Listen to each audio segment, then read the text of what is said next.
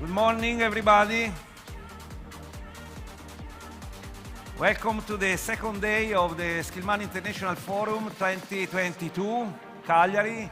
Today we also have beautiful weather.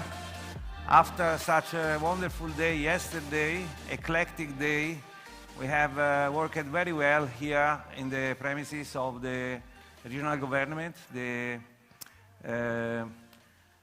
creative space of our host, and we have visited some laboratories on robotic and so on, so it was very interesting. The Sardinia Film Commission workshop and many other workshops that were run during the day. So I was receiving many positive feedbacks, and yesterday the social dinner was really good. So, good morning to colleagues connected online.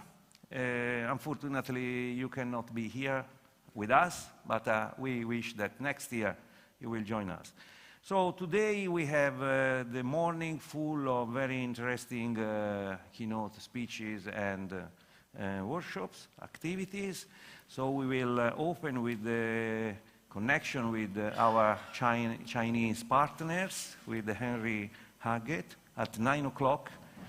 We are starting a little bit in delay, and then we have Roberto Trainito from Intellera Consulting that will give us an overview on the investments and capacities and initiatives that we will get in the next period in Italy. And then we have something to go deep into the argument we treated yesterday, because we have Vania Neto from Microsoft that will help us to understand how we can deploy the excellence in Tibet in regarding of digitalization of Tibet.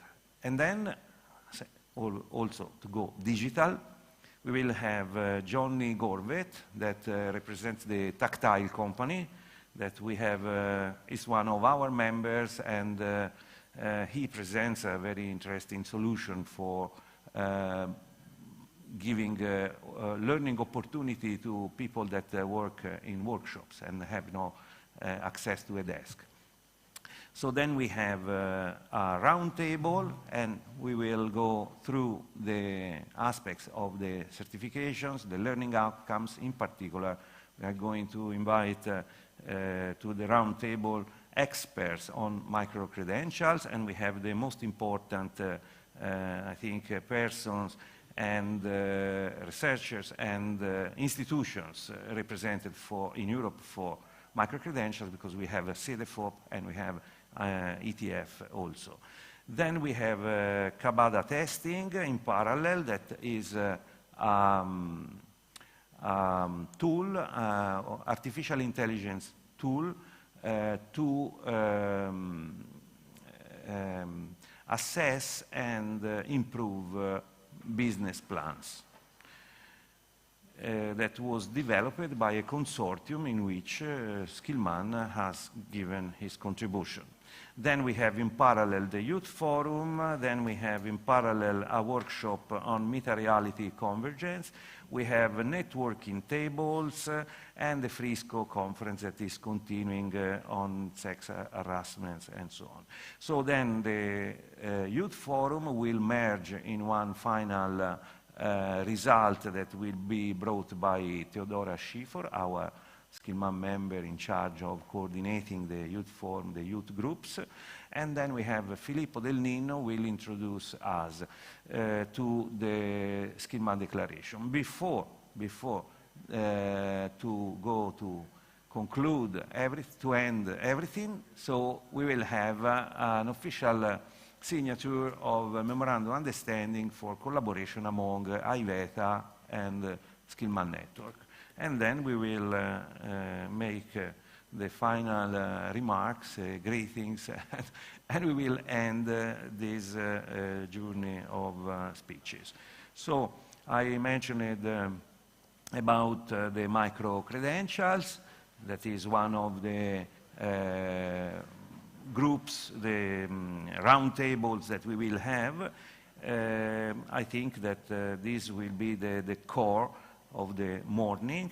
We will turn around this concept because it is like a link to all the rest. For the microcredentials, and so for this round table, we will have the moderation of Professor Hauenstein, and we will have Hanne Shapiro, we will have Iraklis, Pliakis, and Anatolii Garmash. That someone will be here, someone will be connected. So now I think I can say that we have officially opened the day, and we can connect online with our colleagues in China, I suppose, the schools and the individual members of the Skillman network. And I would like to call Henry. I don't see Henry. Okay. Please join us to drive this important bilateral, not bilateral only because there are more people, but meeting. Please, Henry.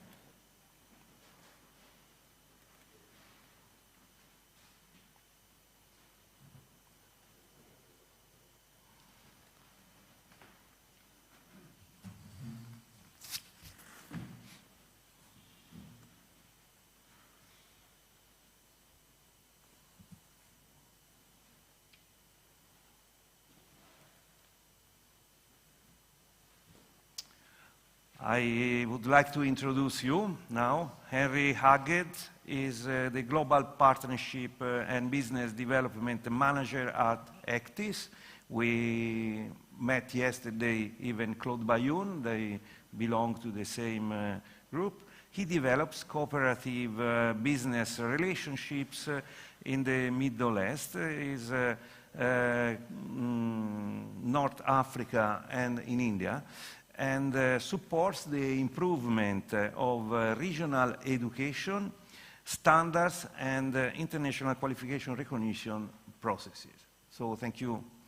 Please, the floor is yours. Great. Thank you very much for the introduction, Giovanni, and thank you for having me. Hi, everybody. Good morning. Welcome to the session. My name is Henry Huggett, as Giovanni has just mentioned. I have been attending the forum with my colleague Cloud, Dr. Bai-Yun, who unfortunately can't be here for day number 2. I'm Global Partnerships Manager at ECTIS UK ENIC, and like Dr. Cloud mentioned during her speech yesterday, we are a leading provider of solutions and services in international education, training, skills, and in the recognition of globally portable qualifications. Together with our Chinese partner company, NARIC, based out of Beijing, we formed the UK-China Council for Vocational Education to allow for greater UK-China exchange in technical and vocational education and training and the sharing of best practice. It is through this UK-China Council that we are linking up with the Skillman network to form a new sister network by the name of Skillman Asia Pacific. And I'm very pleased to talk to you about that today. I'm joined remotely by some colleagues from the UK, by Steve Miller, our Head of Communications and Global Partnerships, and live from China, Mr. Zhao Mansheng, the Secretary General of the new Skillman Asia Pacific Preparatory Committee. I'm pleased also to share with you some video contributions that have been kindly provided to us by Mr. Zhao, Mr. Wang Hui, President of Shenzhen Institute of Technology, and Mr. Zhou Wang, President of Nanning College for Vocational Technology. I'll blast through the first part of this presentation very quickly, mindful of time. I'll talk a little bit about our ongoing work with vocational colleges in China, the work which has encouraged us to establish the Skillman Asia Pacific Network. In the second part of today's presentation, we have those pre-recorded videos to watch that have been kindly provided by my colleagues, and these videos will give you an interesting view of the lay of the land in China and give you some useful insights into the TVET education landscape in the country. We'll also hear briefly from Mr. Zhao Mansheng live as well.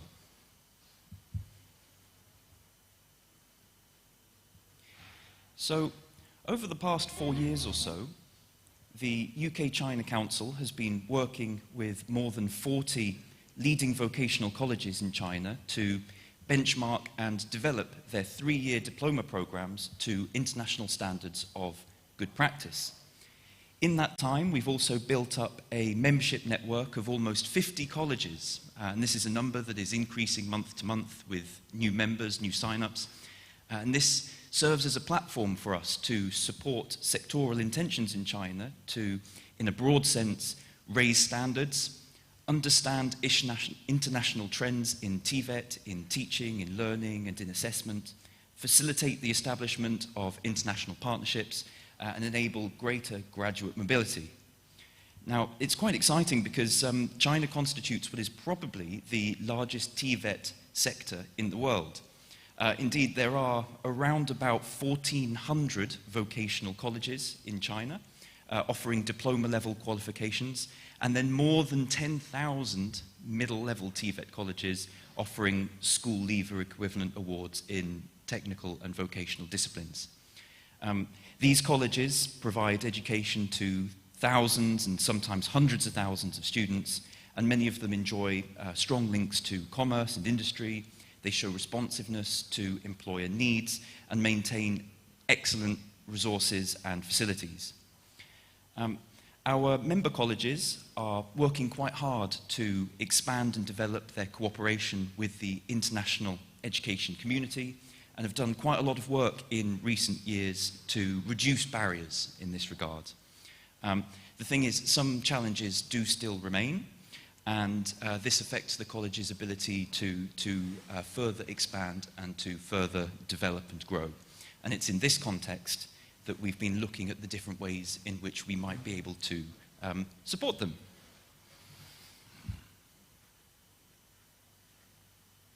So, our work with our colleagues in China has brought to our attention some quite interesting and important emerging trends and objectives amongst education stakeholders in TVET across the country.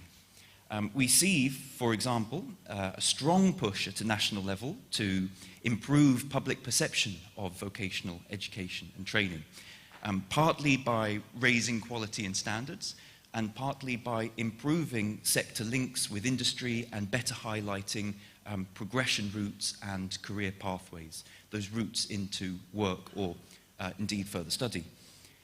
As we come out of the COVID-19 pandemic as well, we see an interesting and increasing desire in China to enhance manufacturers' capacity for self-reliance, for self-sustainability, and for independent innovation.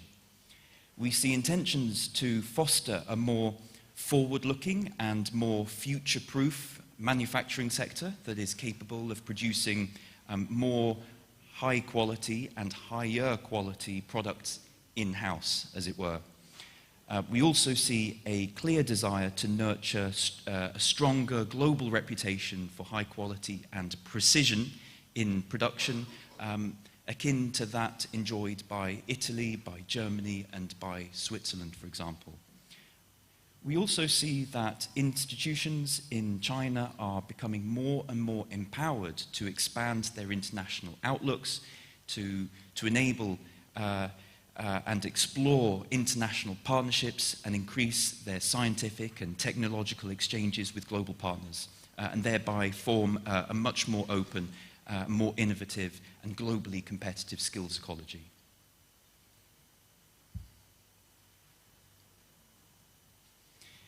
These emerging trends that we see give rise to some important questions, some of which we've put on screen now. In essence, what we need to do is think about what each side can learn from the other when it comes to quality, innovation, excellence in TVET, in areas such as teaching, learning and assessment, and in skills futures and in future-proof learning. On top of this, and with reference to one of the overarching themes of this year's forum, we need to think about how greater Europe-China exchange, in TVET especially, could boost the values of peace, prosperity and togetherness. These questions together form the agenda of the new Skillman Asia-Pacific network. Skillman Asia-Pacific and Skillman Europe together represent the quite powerful idea of a truly global skills alliance, a platform to help take forward elements of best practice in TVET and in skilled manufacturing from both sides. And this is to help increase transparency and trust in standards and to help support international efforts. It's, in its simplest form, a platform to open up a two-way exchange, a bidirectional dialogue and interchange of ideas, concepts, knowledge and tradition to help build new shared understandings and models in advanced skills, quality and craftsmanship. And this is what will help us build that much-needed bridge to world skills and give rise to more global and more holistic understandings of vocational excellence and what it means to be skilled in a truly global and forward-looking global workforce. So with that, I will now just invite my colleague Steve Miller, Head of Communications and Global Partnerships at the UK-China Council, to maybe add a few words, and then we'll move on to the video contributions from our friends in China. Steve, do you have anything to add at this point? Thank you, Henry. It's great to be with you there in Cagliari by video link. I think that's a very good introduction to what we've been doing in China and to the importance of Skillman Asia-Pacific and the Skillman International Network. And I think that the video contributions that we have today from China and the live contribution from Mr. Zhao Mansheng will give us a little more insight into the situation in China, which is a very rich situation, very textured situation, a very exciting situation. As Henry said, it's probably the biggest vocational education sector in the world. So I think we should go to the videos. Can you introduce the videos, Henry? Yes. First up, if we may, we have a video from Mr. Zhao Mansheng, Secretary General of the UK-China Council and the Skillman AP Preparatory Committee.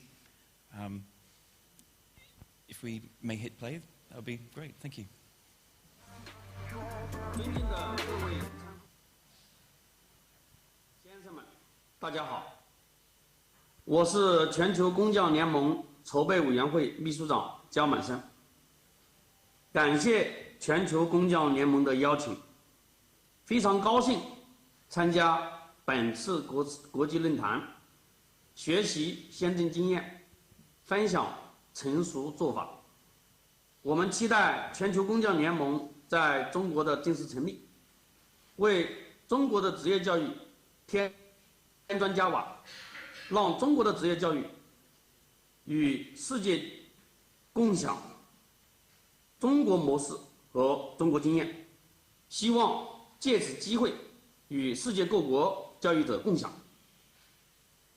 第一，中国职业教育以及校企合作情况的介绍。首先，我就中国职业教育以及校企合作发展情况向大家做整体介绍。中国职业教育体系大体分为两类：学历职业教育和非学历职业教育。前者包括中等职业教育、高等职业教育、专科和高等职业教育本科，以公办院校为主，民办院校为辅。后者根据培训目的的不同，分为企业管理培训、职业技能培训、职业考试培训等等，以民办机构为主。中国创造了世界上规模巨大的职业教育。目前，中国职业院校已有11200多所，中职学校9786所，高职学校1518所，在校生超过2900多万人次。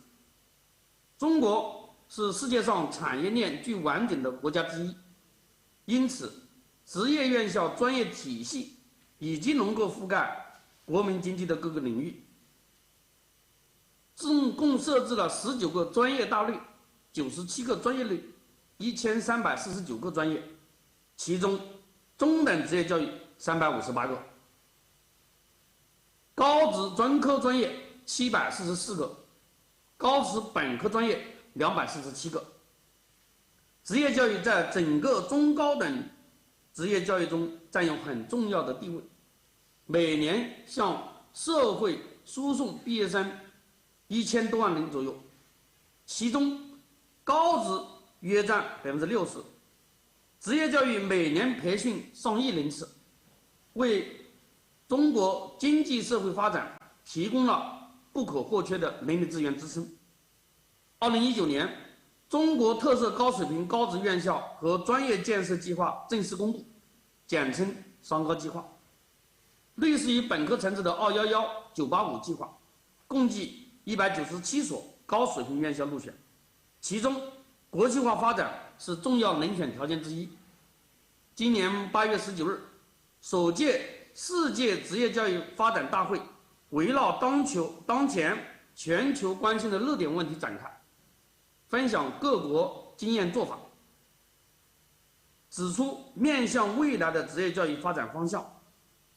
这向社会传递了一个信息：中国正将职业教育作为国际交流合作的重要内容之一。当前，我国正处于经济转型和产业升级的历史机遇期，新一代信息技术产业、数控机床和机器人等10大领域为未来发展的重点突破。这些领域是本次商高计划群重点紧跟和布点的方向。本轮商高计划197所高职院校共申报389个专业群，布点最多的是装备制造大类，共布点90个，其次是交通运输大类47个，电子信息大类44个，财经商贸大类34个，农林牧渔大类29个。世界各国在发展职业教育的同时，多将校企合作摆在了重要的位置。这10年来，在政府强大的推动下，产教融合、校企合作已成为我国职业教育改革发展的重要原则。截止2021年，据中国工信部统计，全国企业数量达4842万户，其中99%以上都是中小企业，数量占到4800万户。中小企业快速发展壮大，是数量巨大、最具活力的企业群体，成为我国经济社会发展的主力军。校企合作已呈现出多样化格局，全国组建了1500多个职业教育集团，覆盖了企业、学校、行业、科研机构在内的4.5万余家成员单位，形成了资源共享、责任共担、中国特色的职业教育办学模式。在世界500强企业中，有175家企业参与了职业教育集团化办学，在全国培育了3000多家产教融合型企业，试点了建设了21个产教融合型城市，各建起以城市为节点、行业为支点、企业为重点的产教融合新模式。在土地加财政加税收的政策激励下，职业教育与企业共建实习实训基地2.49万个，年均增幅达8.6%。现代学徒制试点覆盖1000多个专业点，惠及10万余名学生或者学徒，逐渐形成专业共建、人才共育、过程共管、资源共享、责任共担的校企合作新局面。国家支持行业企业参与和举办职业教育的方向十分明确，在教育部门倡导和项目的推动下，学校层面的校企合作整体上也在持续推进，但专业结构与产业结构的吻合度、学生知识能力素质与岗位要求及支持学生可持续发展的匹配度、职业院校服务企业技术进步和产品升级的能力仍有差距。如何实现行业、企业与学校的深层合作，准确对接、互惠互利，从而形成真正意义上的指导性规范模式。因此，深化职业教育产教融合、校企合作，不仅需要理清产教融合、校企合作的理论内涵，还需要多借鉴国内国外职业教育校企合作的一些典型模式与成功经验，以此进一步促进我国职业教育的持续稳定发展。通过全球公教联盟平台，去帮助到中国的高职院校进行长远的校企合作规划和专业技能建设的发展。在职业教育国际化的道路上，中国鼓励职业院校吸取国际先进经验，并结合中国特色，打造出当地离不开、业内都认可、国际可交流的中国方案、中国标准。第二，全球公教联盟在中国的落地使命。全球公教联盟在中国有4大使命。首先，通过引进意大利质量保障体系和瑞士精工体系等国际俱佳实践，深化产教融合，推进经济转型升级，更好地帮助中国院校与国内外企业建立合作，为适应当今世界科技革命和产业变革的需要。产教融合、校企合作是培养未来中国中高职院校高素质劳动者和技术技能人才的基本方式。通过全球公教联盟的全球网络，可以更好地帮助中国的公教参与国际标准制定、国内外技能附件等等，大力弘扬工匠精神，培养出更多高素质技术技能人才和大国工匠，广泛吸纳各国的农工厂教，传承和弘扬非物质文化遗产技术与工艺。通过全球公教联盟不断深化校企合作和产教融合，提高学校与产业发展的切合度，贡献精湛技艺与汇聚创新智慧，将中国和世界的非物质文化遗产技术与工艺发扬光大。欢迎其他国家工匠大师就经验培养和如何助力非物质文化遗产传承等问题进行讨论，促进中国与全球其他国家学生对非物质文化遗产技术与工艺的沟通与交流，共同探讨如何让非遗文化在新时代中活起来，赋予工匠精神在时代中的特别意义，实现中国非遗文化的市场全球化和产地全球化，为工匠精神在新时代注入新的活力。此外，为加强中国职业教育与发达国家的交流合作，我们将会通过全球工匠联盟这一平台，积极推进国际交流合作项目，引进优质职业教育资源，欢迎各国优质的职业教育机构与我们积极建设一批世界技能大赛训练中心、研究中心和集训中心。通过全球工匠联盟职业技能培训全球校企职业技能大赛以及职业教育学术交流会议等活动，汇聚世界各地龙工巧匠，以实现中国的高职院校同欧洲国家和地区的学习和交流，更好地实现职业标准国际互通、证书国际互认，推动学生学习成果的转化，开展国际实习交流等工作。第三，中国跟全球的校企融合的国际化合作的推动。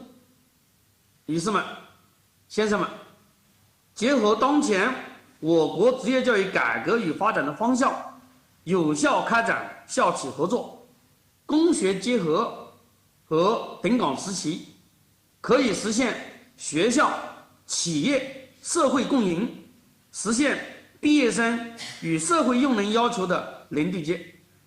由此，希望邀请世界各国教育院校机构与中国一道，组建教育全球社区。希望国际上的工匠大师与我们中国的工匠大师建立联系，在未来更多的平台上进行沟通与交流，缩小彼此之间的距离，扩大相互合作范围，深化国际合作的伙伴关系，为世界培养更加优秀的下一代，为国际经济社会发展共同努力。全球工匠联盟将在今年年底在中国成立亚太区办事处，目前已有全国150余所中国院校加入成为委员单位，未来将会继续保持申请通道的开放，等待更多感兴趣的学校加入。愿携手共同助力中国职业教育体系建设，向世界展示中国职业教育特色，打造中国职业教育国际品牌，努力实现现代职业教育向更大规模、更高质量、更高水平发展。以上就是我的报告，预祝本次全球工匠联盟国际论坛大会取得圆满成功，祝各位领导、各位嘉宾身体健康，生活愉快，谢谢大家。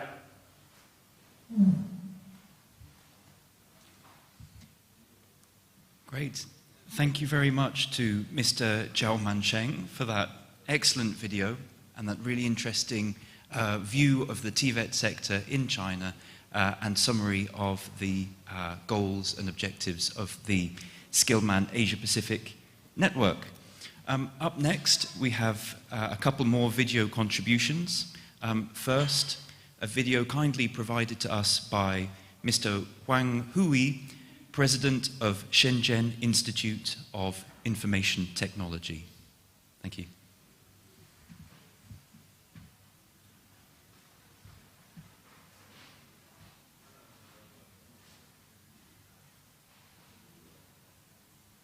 尊敬的各位嘉宾、同行、主持人、女士们、先生们，大家好，我是深圳信息职业技术学院校长王辉，我仅代表深圳信息职业技术学院，向各位嘉宾和来自世界各国的教育界同行，以及关注并支持教育的行企专家们，致以诚挚的问候。深圳信息职业技术学院位于中国的南部海滨城市深圳，毗邻香港。深圳是中国第一个对外开放的经济特区，创造了举世瞩目的深圳速度，被誉为中国硅谷。从零起步，培育了华为、腾讯、大疆等知名企业，是10家世界500强企业总部的所在地。深圳 ICT 产业链全球最完备，成果转化最有效，产业集群规模大，技术引领最前沿，为学校的专业建设提供了强有力的支撑体系。深圳信息职业技术学院是由深圳市人民政府举办的公办全日制高等院校，现有全日制在校学生2万人，教职员工1600人，其中专业专任教师博士学位的比例约为68%。学校获评全国高职院校教学管理50强、实习管理50强、教学资源50强。学校以信息产业技术为特色，入选中国高水平职业院校，开设了人工智能、集成电路、物联网、云计算、大数据、现代移动通信等信息类为主的专业49个，紧密契合信息产业的研发、应用和服务。学校的办学愿景是推动职业技术 ICT 教育和创新，促进产业 ICT 技术转移，为提升 ICT 产业发展做出卓越贡献。学校坚持数字赋能，促进公平，推进终身学习、持续发展，倡导合作共赢、产教融合，坚持跳出教育看教育。学校产教深度融合，提供不同类型的职业技术培训与教育，结合产业实际进行项目的共同开发。与联合国教科文组织共同发起国际网络教育学院 IIOE， 支持全球青年教师技能提升，获联合国教科文组织特殊贡献授牌。学校与世界技能组织合作建立中国唯一的国际培训中心光电技术分中心。学校与德国史泰牌经济促进基金会、德国乌尔姆市政府多方共建中国唯一的湾区中德教育与经济协同发展示范基地。学校与德国莱茵集团共建中国华南地区首家莱茵授权的工业机器人培训与考试中心。联合谷歌创建中国华南地区最大的安卓国培基地。联合苹果、亚马逊、思科等公司分别共建 ICT 专业及产业学院。学校建设了中国教育部唯一的国际中文加新一代信息技术教育实践与研究基地，制定并发布团体标准。学校创办了全球首家腾讯高等工程师学院。学校不断创新产教科融合互促体制机制，实现产业链、创新链与教育链和人才链的无缝对接。学校不断探索实践高等工程师学院模式，借鉴法国高等工程师学院等发达国家执教成功的范式，融合德国双元制经验，围绕深圳新一代信息技术产业，培养产业发展急需的复合型工程师。学校的高等工程师学院教学内容注重夯实基础，教学目标力图开拓思维，拓宽学生的知识广度，寻找自己的兴趣点，从经典案例出发，侧重于原理的解释、公式的推导和思维的开拓。高等工程师学院注重理论学习和实践操作相结合，突出实习的重要性。联合腾讯公司充分融合行业资源、生产服务和真实案例，真正做到产教融合。在全校师生的共同努力下，学校获得了多项国家级教学成果奖、国家级实训基地和国家级的创新教学团队。学校的科学研究及产业服务成果显著，近3年科研经费年均增长达到了65%，2021年达到1亿元。学校积极扩大教育开放，面向世界发展，推动双向共赢，助力构建人类命运共同体进程，推动全球可持续发展。学校国际化的实施路径包括深化与国际组织和多边机构的合作，发掘并推动与“一带一路”沿线金砖国家、南美、亚欧的合作潜力，构建头部企业加产业生态的国际数字技能与人才发展模式，打造留学深圳精品工程。与教育发达国家和地区实施联合办学，正在建设至少6个海外数字孪生实验室，拓宽人才培养的新途径。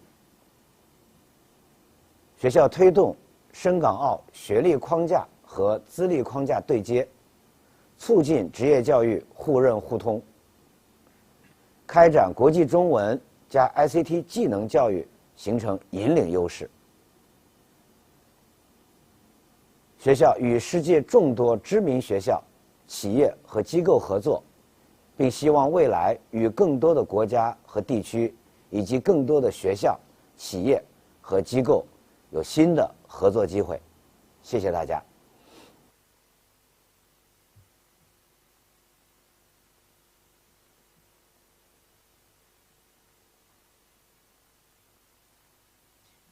Great. Thank you very much to the President of Shenzhen Institute of Information Technology for that fantastic video.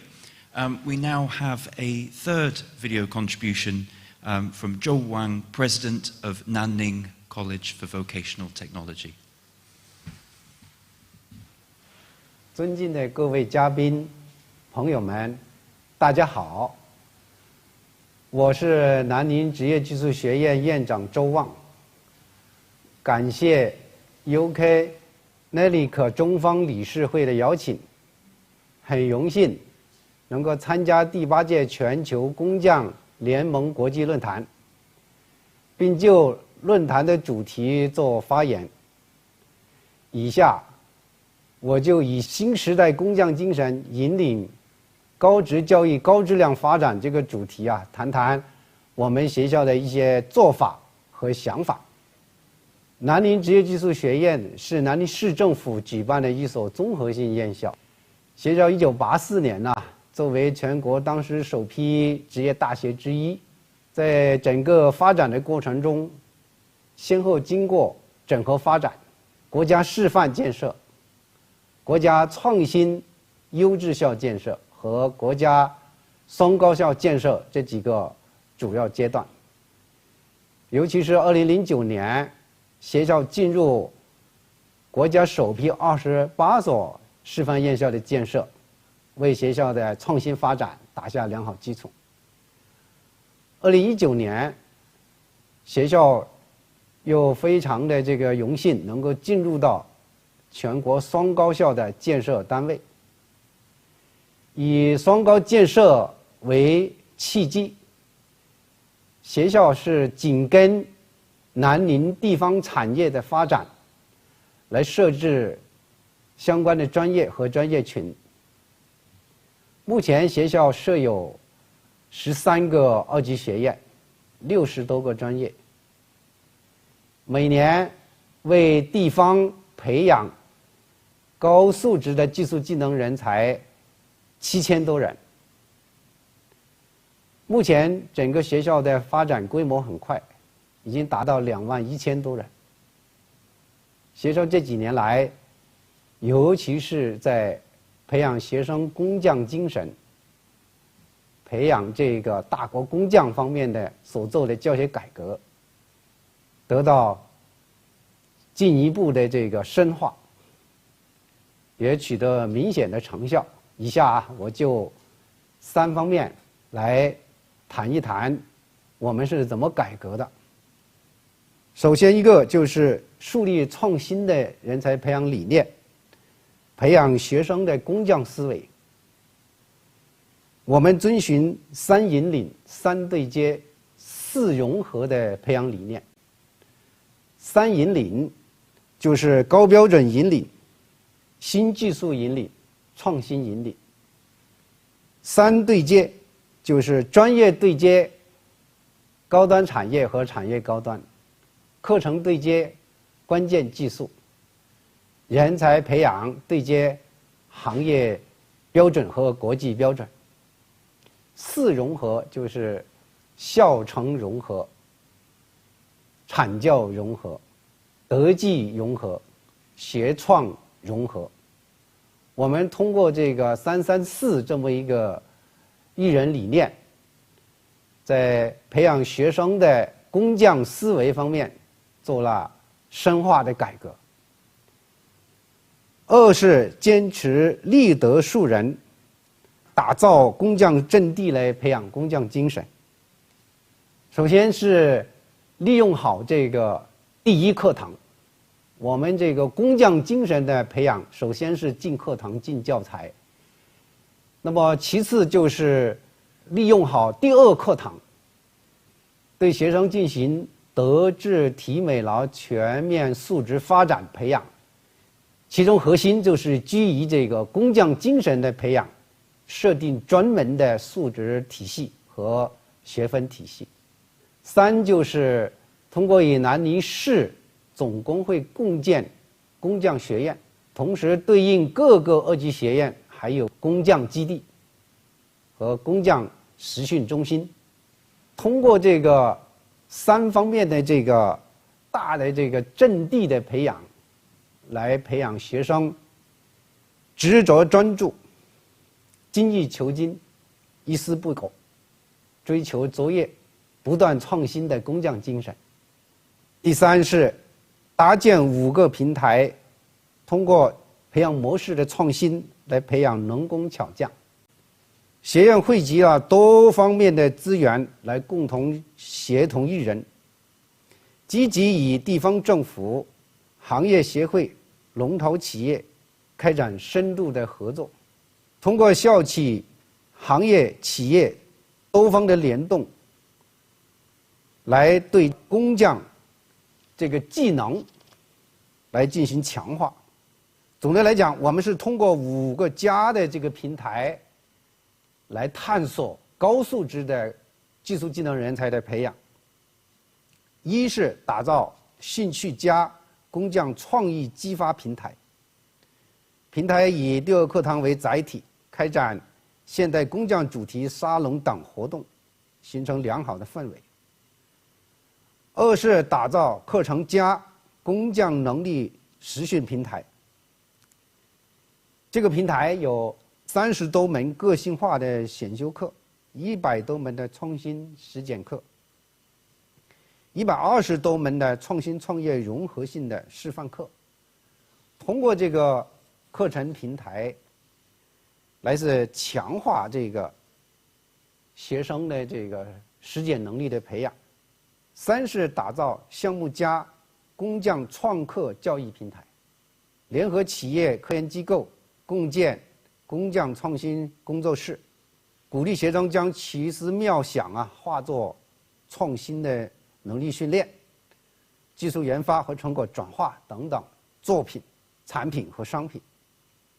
4是打造产品加工匠创业孵化平台，以大学生创业园、各个学院的综合空间为载体，以产品为导向，建设工匠产品孵化基地，同时还邀请大量的这个企业家提供支持，特别是帮助学生做这个技术指导的，就是所谓双导师制，来强化这个能力的培养。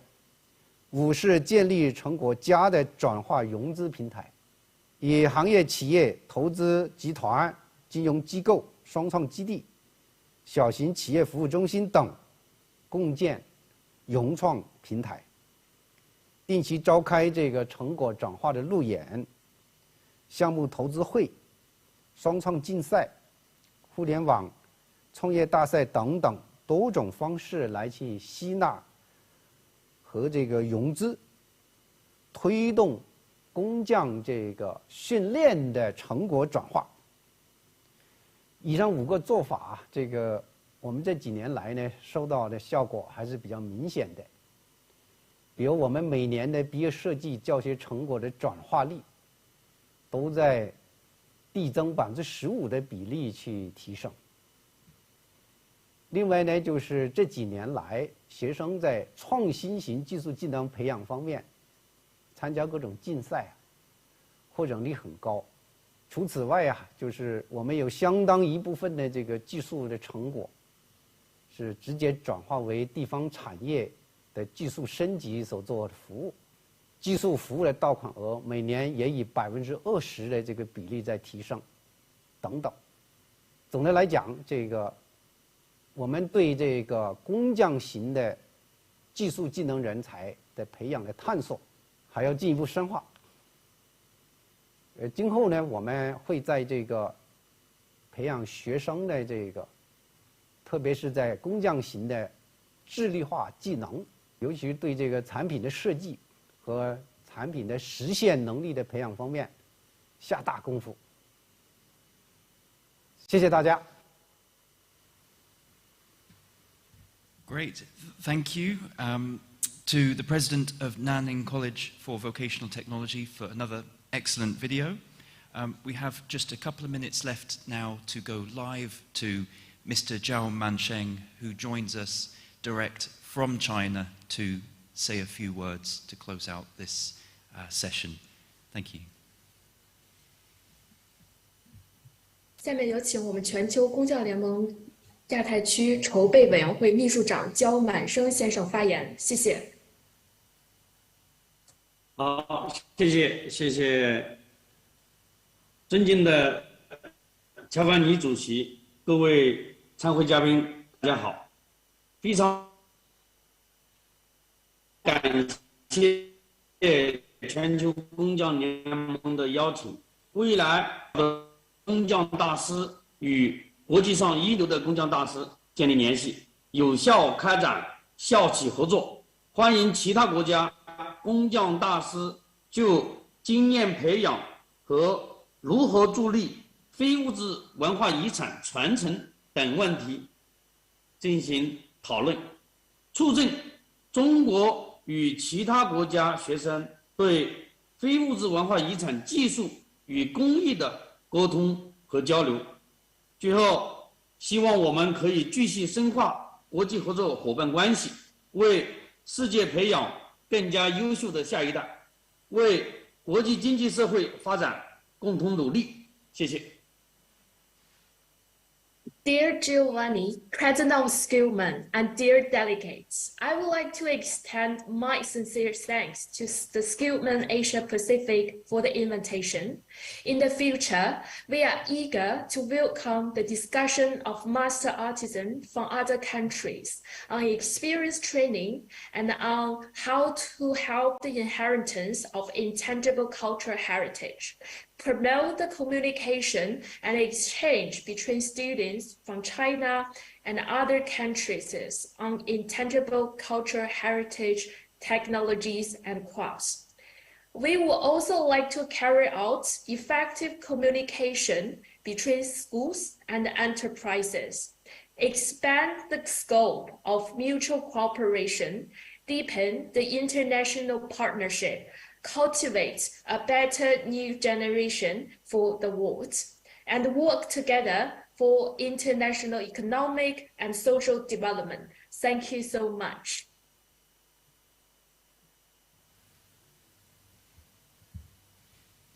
Fantastic. Thank you very much, Mr. Zhao Mansheng, for joining us today. Indeed, my thanks go to Mr. Zhao and all of his team in China, to Steve Miller for joining us live from the UK, and indeed to our colleagues at the two institutions for providing us with those video contributions. That about brings today's session to a close. Thank you all for joining us both in person and online. Should any of you have any questions regarding what we've talked about today, please don't hesitate to contact me, my colleague Steve, or indeed Dr. Giovanni, and we'll be delighted to talk to you and provide you with some more information. Thanks again, everybody. Take care and enjoy the rest of the forum. Thank you.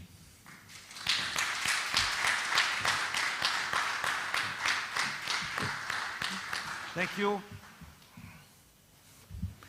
Thank you very much, and many greetings from Sardinia to our friends in China. And let's go on with the next meetings we have here. So we were very impressed by the numbers, of course, of the Chinese members. And now we want to reflect on what are our possibilities in Italy, because we are now hosted by the regional government of Sardinia, the centers for development, for programming the development. And we have here Roberto Trainito, that is from Intellera Consulting, that will help us on this aspect to understand what are the plans and the chance that we have at territorial level.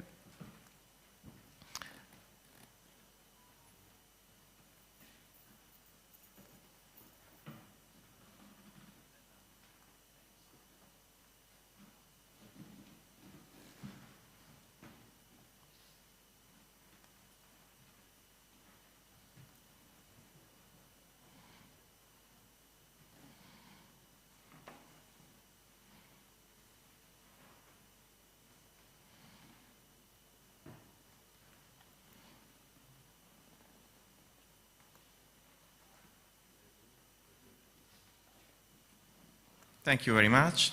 Yes, I'm Roberto Trainito. I'm an associate partner at Intellera Consulting. I thank Skillman and also Sardinia region for the invite. I'm very glad to be with you to speak about digital skills, future of work in Italy, and what is happening here with this new Marshall Plan in Italy, that is the National Recovery and Resilience Plan.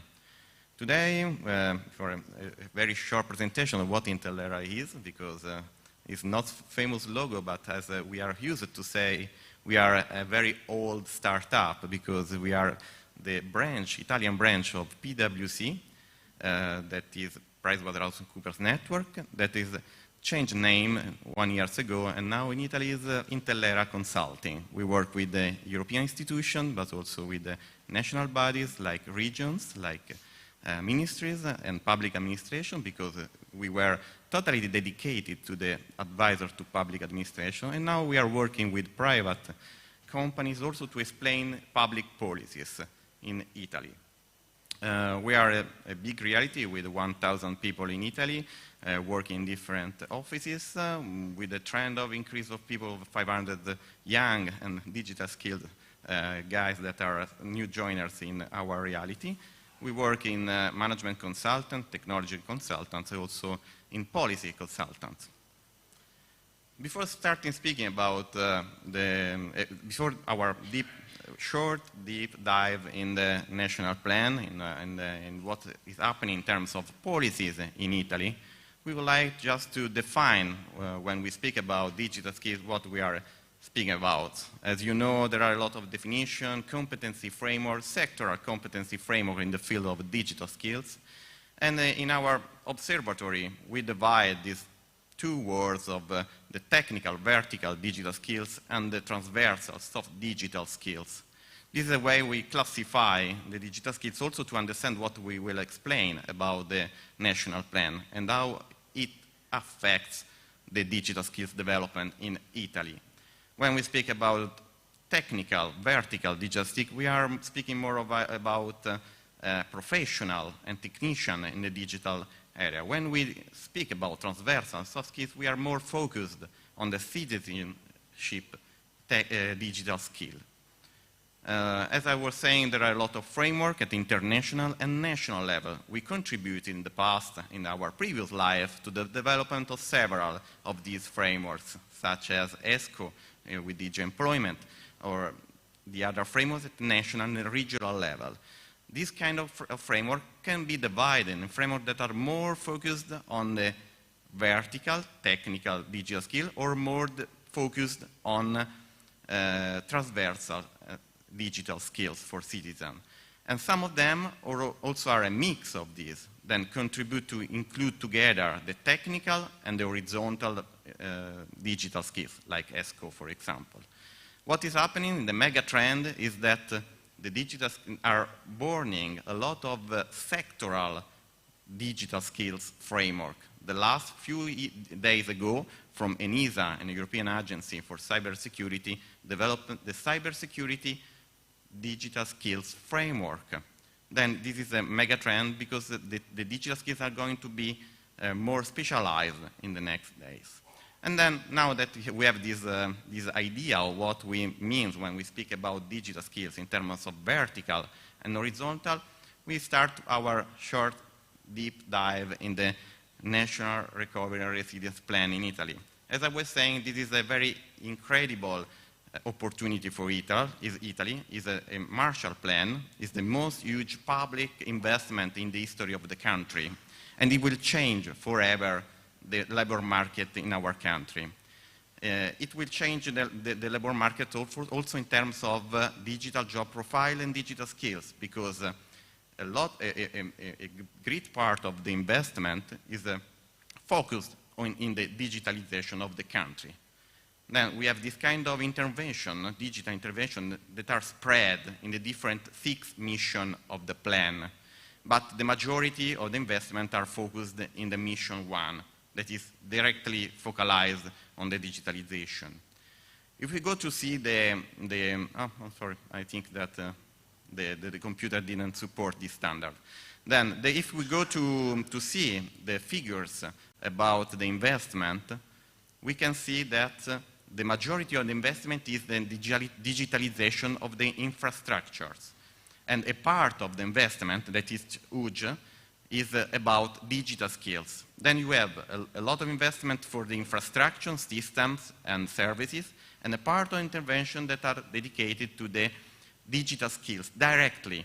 A part on vertical skills. In our observatory, we can see that there is an investment of 8 billion of euro in technical digital skills, and an investment of circa 2 million in horizontal digital skills. That means that citizen has less investment than technician. There is a more big investment in technical, vertical, specialistic digital skills.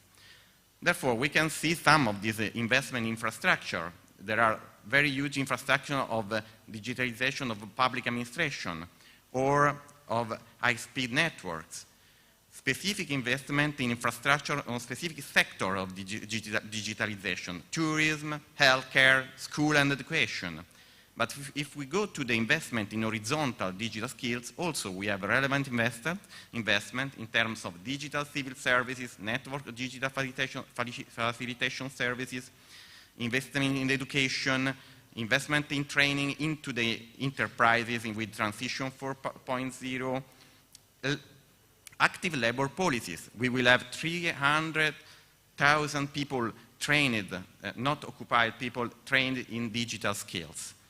If we go through the investment in vertical digital skills, we can see that there are specific investment, for example, in the PhD training courses, in doctorate, innovative doctorate. Then we have specific investment that go to the university, higher education, vet and technical vet, and also in trying to guide people and also women to go through the STEM training courses. Then in a snapshot, which is our overview on this, we can see that we have a digital investment in infrastructure that you can see here, more or less in this slide, that will touch some specific technologies. And you can understand that this investment in billions of euro will create a very strong demand in terms of skills demand. Cybersecurity, cloud system, digitalization of processing, high-speed connectivity, data interoperability. It will mean that we will need a workforce able to develop this investment. And we have not, of course, because this is a problem of skills shortage in front of this investment. Because the infrastructure, we have to start to build them yesterday, because the plan started 1 year ago. Then the the development of infrastructure is ongoing now. And from the other side, we have the skill supply. Then we have some billions of euros that are invested in skill supply in terms of digital skills. Reinforce dissemination of basic digital skills for citizens, because if we make infrastructure, services, public services, digital public services, but we have not users able to use them, we have a problem of democracy in terms of accessibility to the services. Then the program also invests on the right in skill supply for citizens and also in skill supply for technicians. Then, as we saw before in the other intervention in our mapping of the program. Then, my final conclusion after this deep dive in the program are the following. We have, for the first time in Italy, I think, an holistic approach that is designed in the program, because it works on skills demand and it works also in skill supply, at the same time working together in the digital area for the skills. But at the same time, we have a timeline that is not aligned, because the result of the investment in technical but also in transversal skills will arrive in some years from now, not today. But we have to build the infrastructure in 5 years, and one is already been spent. Then we have a timeline that is not aligned in terms of skill supply and skills demand. What we can do? We must accelerate all the processes of upskilling, reskilling in terms of short training courses, micro-credential, validation of prior learning, apprenticeship, work-based learning, all the tools, methodologies and approaches that we always say from 10 years, we have to improve. We have urgently to improve, because we have to do everything so fast in order to deliver the infrastructure services that were on the left of my previous slides. Then we have to do with what we have in our country in terms of knowledge, and we have to transfer in the most fast way is possible. And then the last point is, from our point of view, that we can cooperate in a public-private partnership approach on this field. There are several initiatives in this way, several initiatives in terms of development of digital skill throughout the investment also of the private sector. For instance, the more famous, the more holistic, the biggest in Italy, is the Repubblica Digitale, Digital Republic. This is our implementation of the Digital Skills and Jobs Coalition in Italy. But the time is very short in order to develop this kind of competencies and trying to win the challenge of the infrastructure development of the digital infrastructure of our country. Thank you very much for your attention, and I have completed my intervention.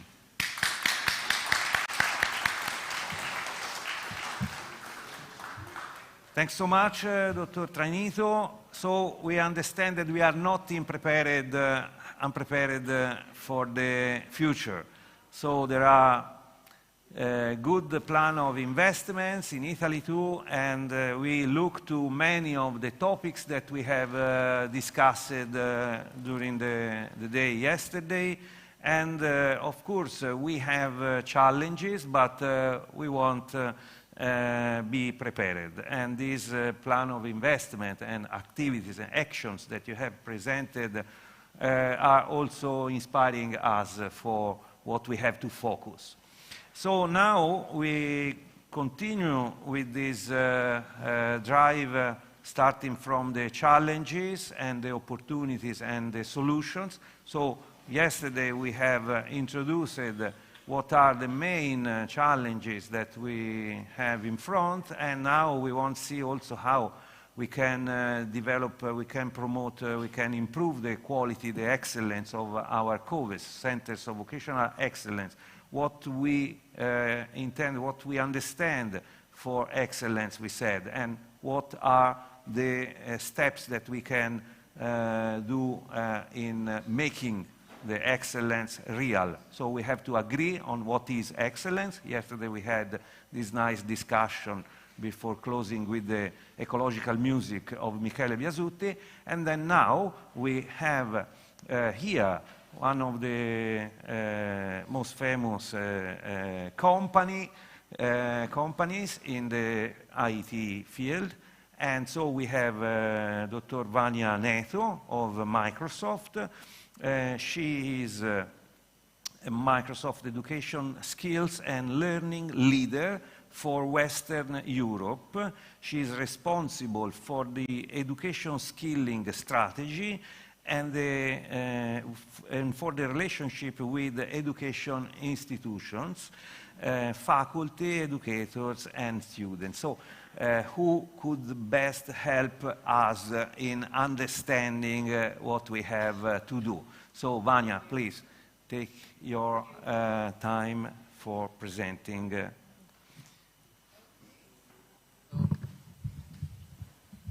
me change this. Okay. Good morning, everyone, and thanks, first of all, to Skillman and to Giovanni for the kind invitation. I'm very happy to be here, and I hope with this far away, it's going to work. Okay, just a moment. Can you, yeah, is it there? No, I'm not sure. Okay, so first of all, one of the things that I would like to start with is that we've seen now over the past day and this morning as well, there is this huge talent gap. There's the huge skills gap regarding technology and ICT and everything that has to do with digital. Of course, in Europe, it's acute, and it can have a very strong impact in what is ahead of us. So I think together as a community, it is our duty, I would say, to not only discuss this, but then have some actions upon it to make sure that we do help our future generation and our current active generation to reskill in a fast-forward mode. That said, so I would like to start with setting the scene. I think that one of the major challenges is that workplace is changing a lot, right? It was already changing before COVID hit, so it was already in a fast-forward mode. We were already having a lot of companies doing remote work. There was already a scarcity of talent. It has only been accelerated even more in the last 2 to 3 years. And especially with the impact of AI and the automation, it makes more and more sense that every one of us make sure that we distinguish ourselves from the machines and from the automated world, because that's what really is about being a human, right? We don't have to do the work that machines will do much better than us, much more efficiency. We have to make sure that everything that is human, we enhance. And we make sure that our students have those capabilities. Because if they are only competing with machines, then machines will win. That is for sure. So we have to make sure that we help them in that sense. We also know that the opportunity is huge, right? And having technical skills is more important than ever. We know that 4.3 million jobs could be left unfilled by 2030 because there's no people to fill them. And this is very important, especially for Europe and the fact that we need really to recover from this economic crisis. We can only do it by lifting up and upskilling everyone.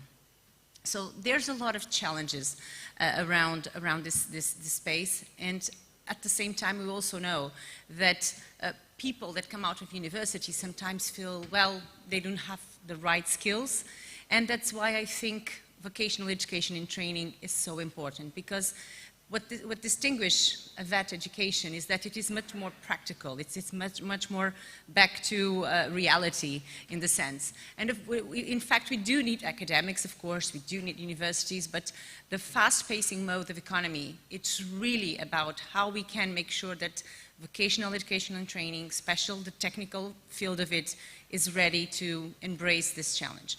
And we know from data from Eurostat that the students that come out of that normally are more employable because they are more adhering to reality, they are closer to companies, to industry, and also that they have more capability of learning on the job.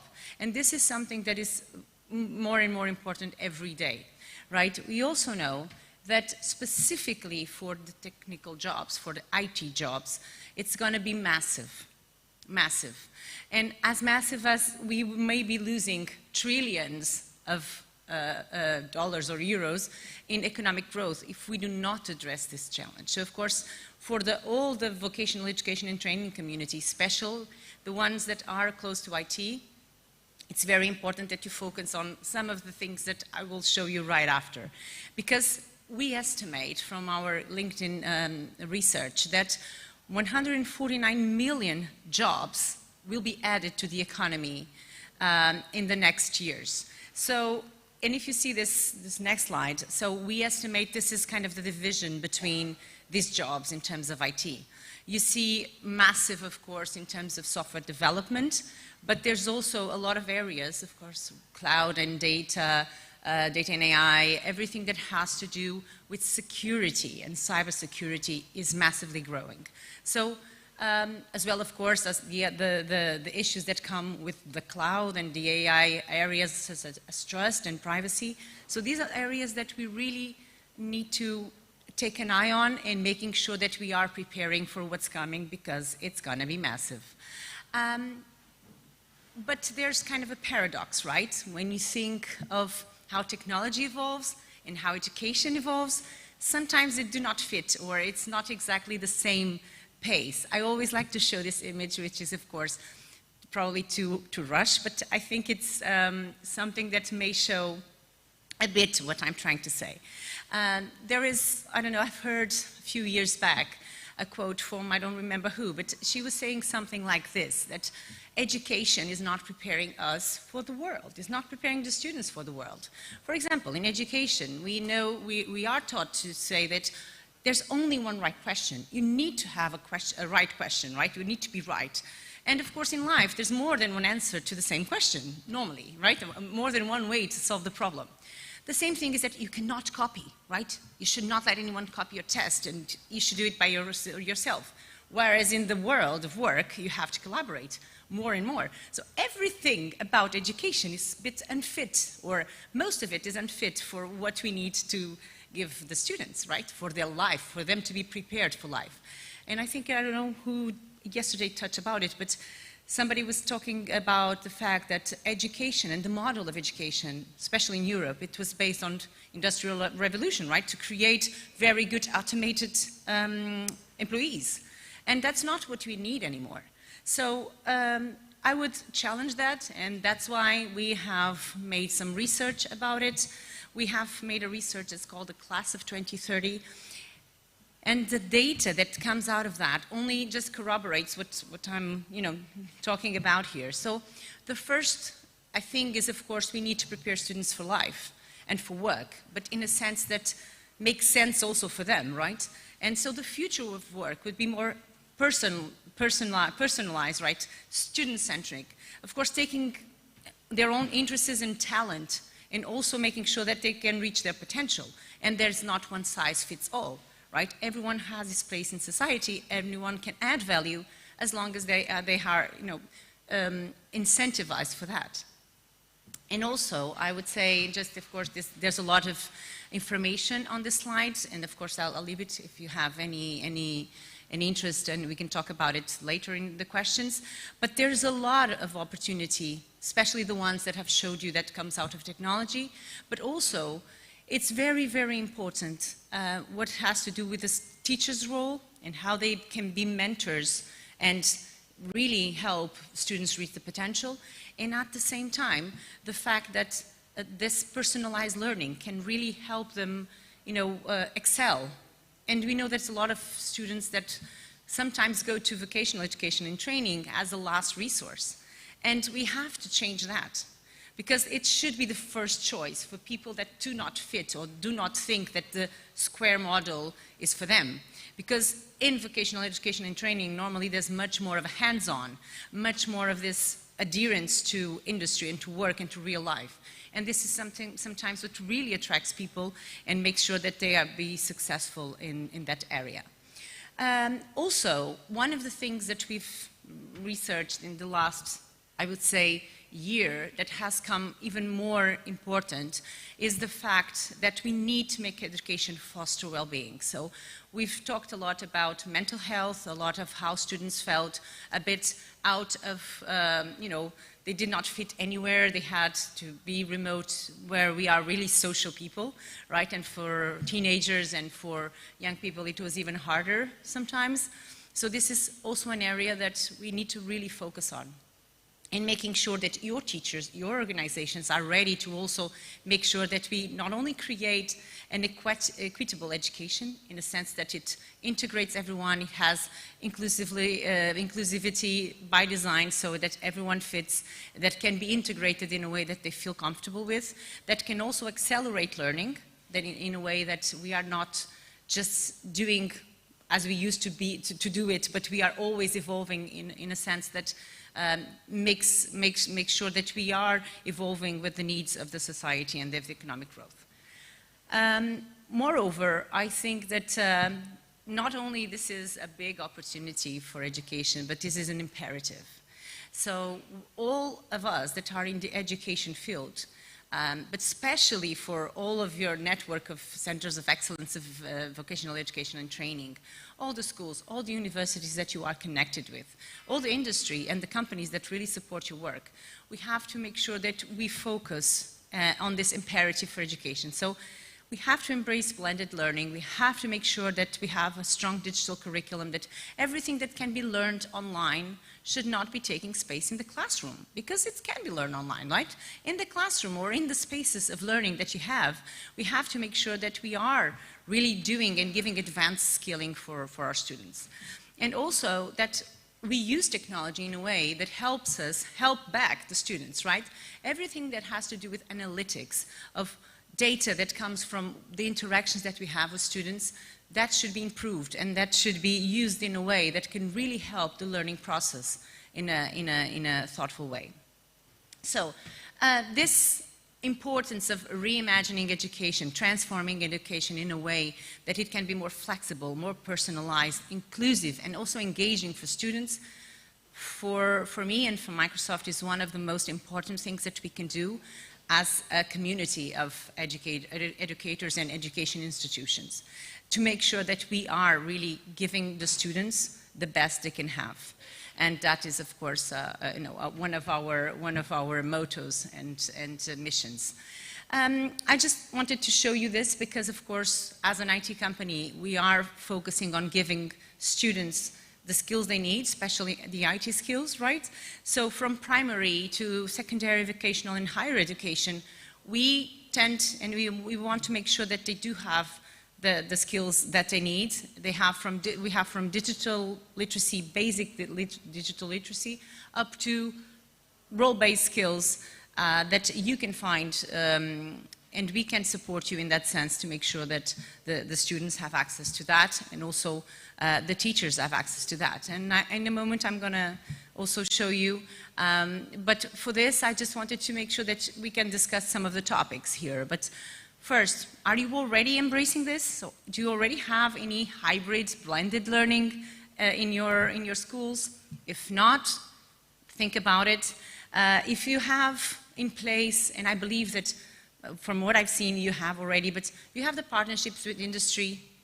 Are you making sure that your students are connected to what is happening, what is like in the next generation of technology coming out? Are they ready to embrace it? Are they ready to have the skills that they need to make sure that they can be incorporated in the job market in a very fast-forward way? Do you already have simulations as well? So are you already working with things like, virtual labs, metaverse, I don't know, you name it. There's a lot of ways to immersively include students when they cannot be in person. But if they can be in person, what are you doing and how you're giving those experiences? So this is just food for thought, but I think that it's worth being remembered, because sometimes we just take it for granted. We think that, yeah, we've always done it this way. It worked, so we will continue to work. But I can tell you that if we really want to help our students be more successful, to be good at what they do and feel accomplished by that, for sure, this blended new modern ways of learning, for sure they will be more engaging. But for that to happen, there is one thing that is really crucial, is that your teachers, your educators are ready for this. Because when it comes to technology gap, normally the pushback does not come from the students, because they normally want, oh, fantastic, let us try this out. Normally it comes from the teachers, from the, I've always done it this way, and really I'm not comfortable enough to do this, or my students will know more about this than I do. And we need to change that mindset. Yesterday someone talked about also growth mindset. This is one of the, I would say, basic skills that we are after in a company like Microsoft. It does not matter a lot what you already know. It's much more important the mindset that you have, right? And this growth mindset that we also need to make sure that our teachers have. Because we know how important teachers are in the learning process, right? And how they can block or they can just make flourish what the students have. And for teachers, that's why we work so much with educators to make sure that they feel comfortable and that they embrace this change in a way that they do not prevent it, but they are, you know, the seed and the water that makes everything bloom. Because then, of course, they do not feel that sometimes that empowered. That's why we have, and I just wanted to share with you one of our programs, because I think it might be useful. This is, of course, a free program. I'm not selling you anything here. I'm just making sure that you know what is available. So we have a Microsoft Learn for Educators program that I'm sure can help you and your teachers to get more prepared, and also to make sure that they can embrace digital and IT skills in a different way. And also, in that sense, impact students' lives, because they will have access to state-of-the-art technology and training, and will not be teaching, you know, outdated technology. So it's always up to date by the day, and I can tell you every month new things are coming out, and this is available for everyone. Under the Microsoft Learn platform. I'm not sure if you know it already, but we have Microsoft Learn, which is our massive platform for democratizing access to skills in IT. So everyone can learn in Microsoft Learn. There's a special way for teachers to learn, which is called Microsoft Learn for Educators.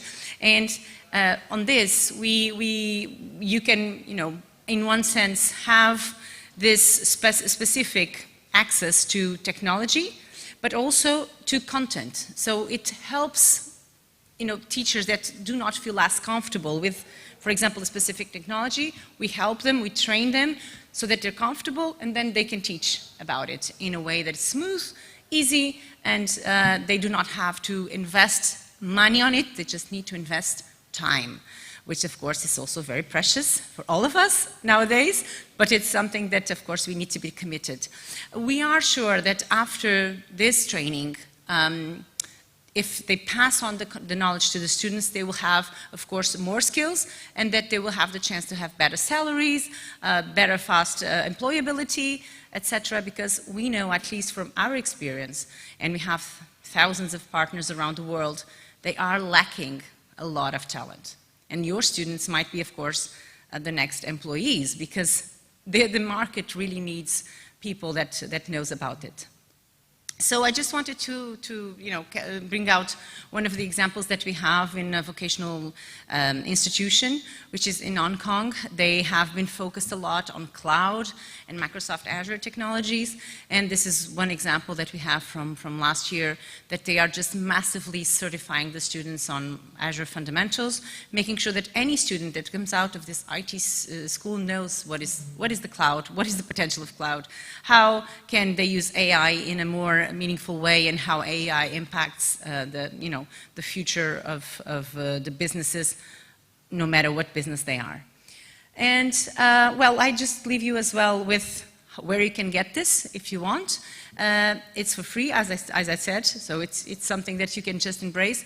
Of course, you can also contact me. I'll leave my email in the end if you really want to go further with this. But of course, this means, as I told you, time and commitment for sure from your students, first from you, from your teachers, and of course then from the students. But I'm sure that all together we can, lift up and upskill the community. In the end, and just I think I'm finishing before Giovanni starts to make funny things. So I will just leave you with a video that I really think is very powerful. It already has 2 years, I believe, but it's one of the most powerful that we have.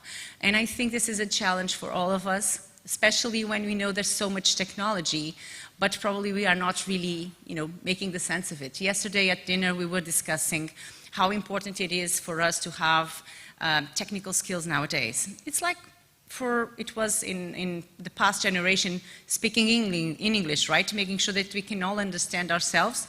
In the future, those that do not have technical skills, or at least advanced or middle advanced technical skills, they will be losing a lot of conversations. They will be losing a lot of potential because we cannot only be consumers of technology, we must all embrace technology in a way that is meaningful and that can help our lives and the lives of others. That's what technology is for. So I'll leave you with the video and I thank you a lot. Of course, I'm happy to have questions if there's any. Hopefully it will work. Today, right now, you have more power at your fingertips than entire generations that came before you. Think about that. That's what technology really is. It's possibility, it's adaptability, it's capability. But in the end, it's only a tool. What's a hammer without a person who swings it? It's not about what technology can do, it's about what you can do with it. You're the voice, and it's the microphone.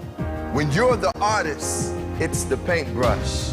We are living in the future we always dreamed of. We have mixed reality that changes how we see the world, and AI empowering us to change the world we see. You have more power at your fingertips than entire generations that came before you. So here's the question, what will you do with it?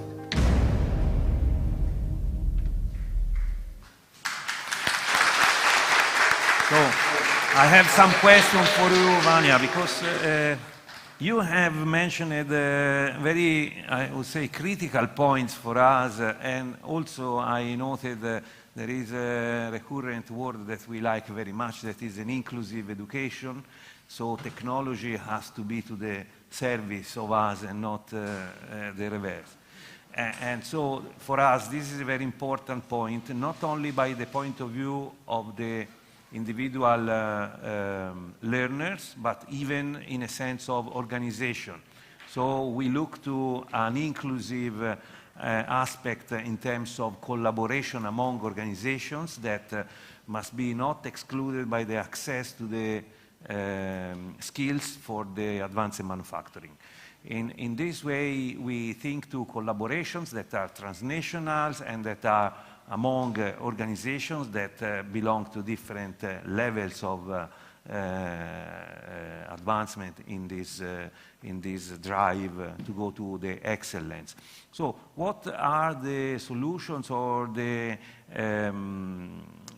implementation that your company is bringing in terms of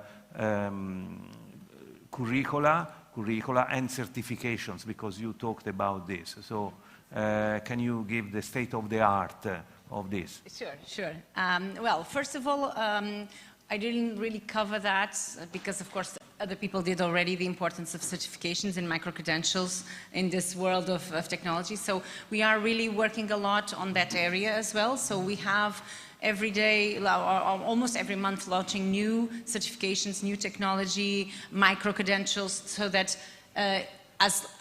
for the pace of technology that every day we're launching new products, new things, new features, etc., so that certifications keep up to date with that, because it makes no sense.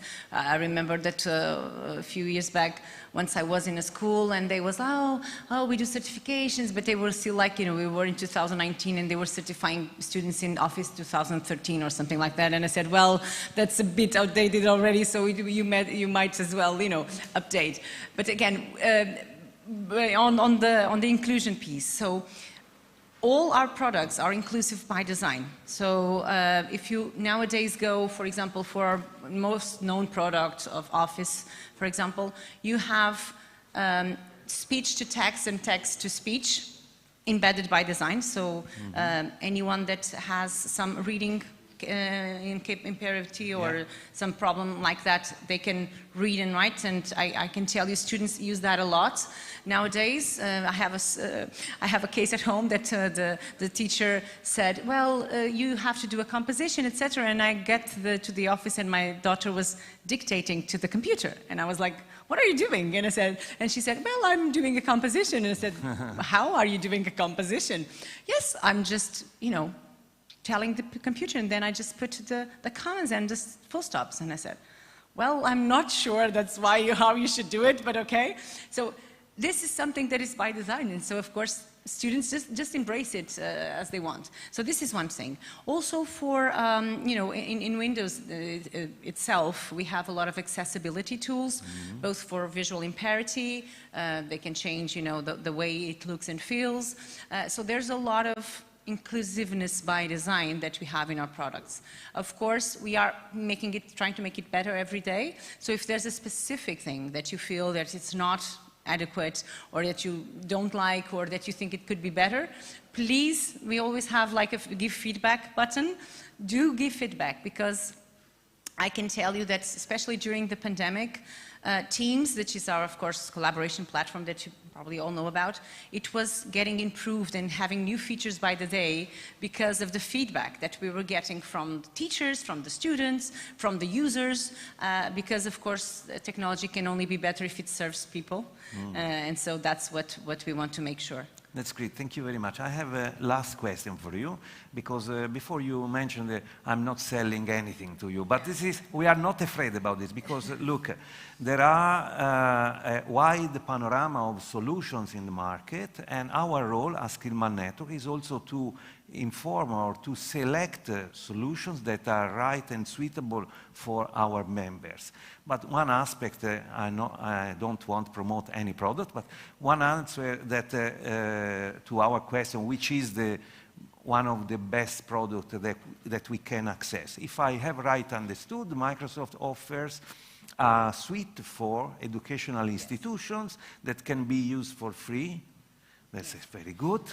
Microsoft 365 Education is free for and that can support our institutions even in this drive to define microcredentials and to then release certificates and whatever.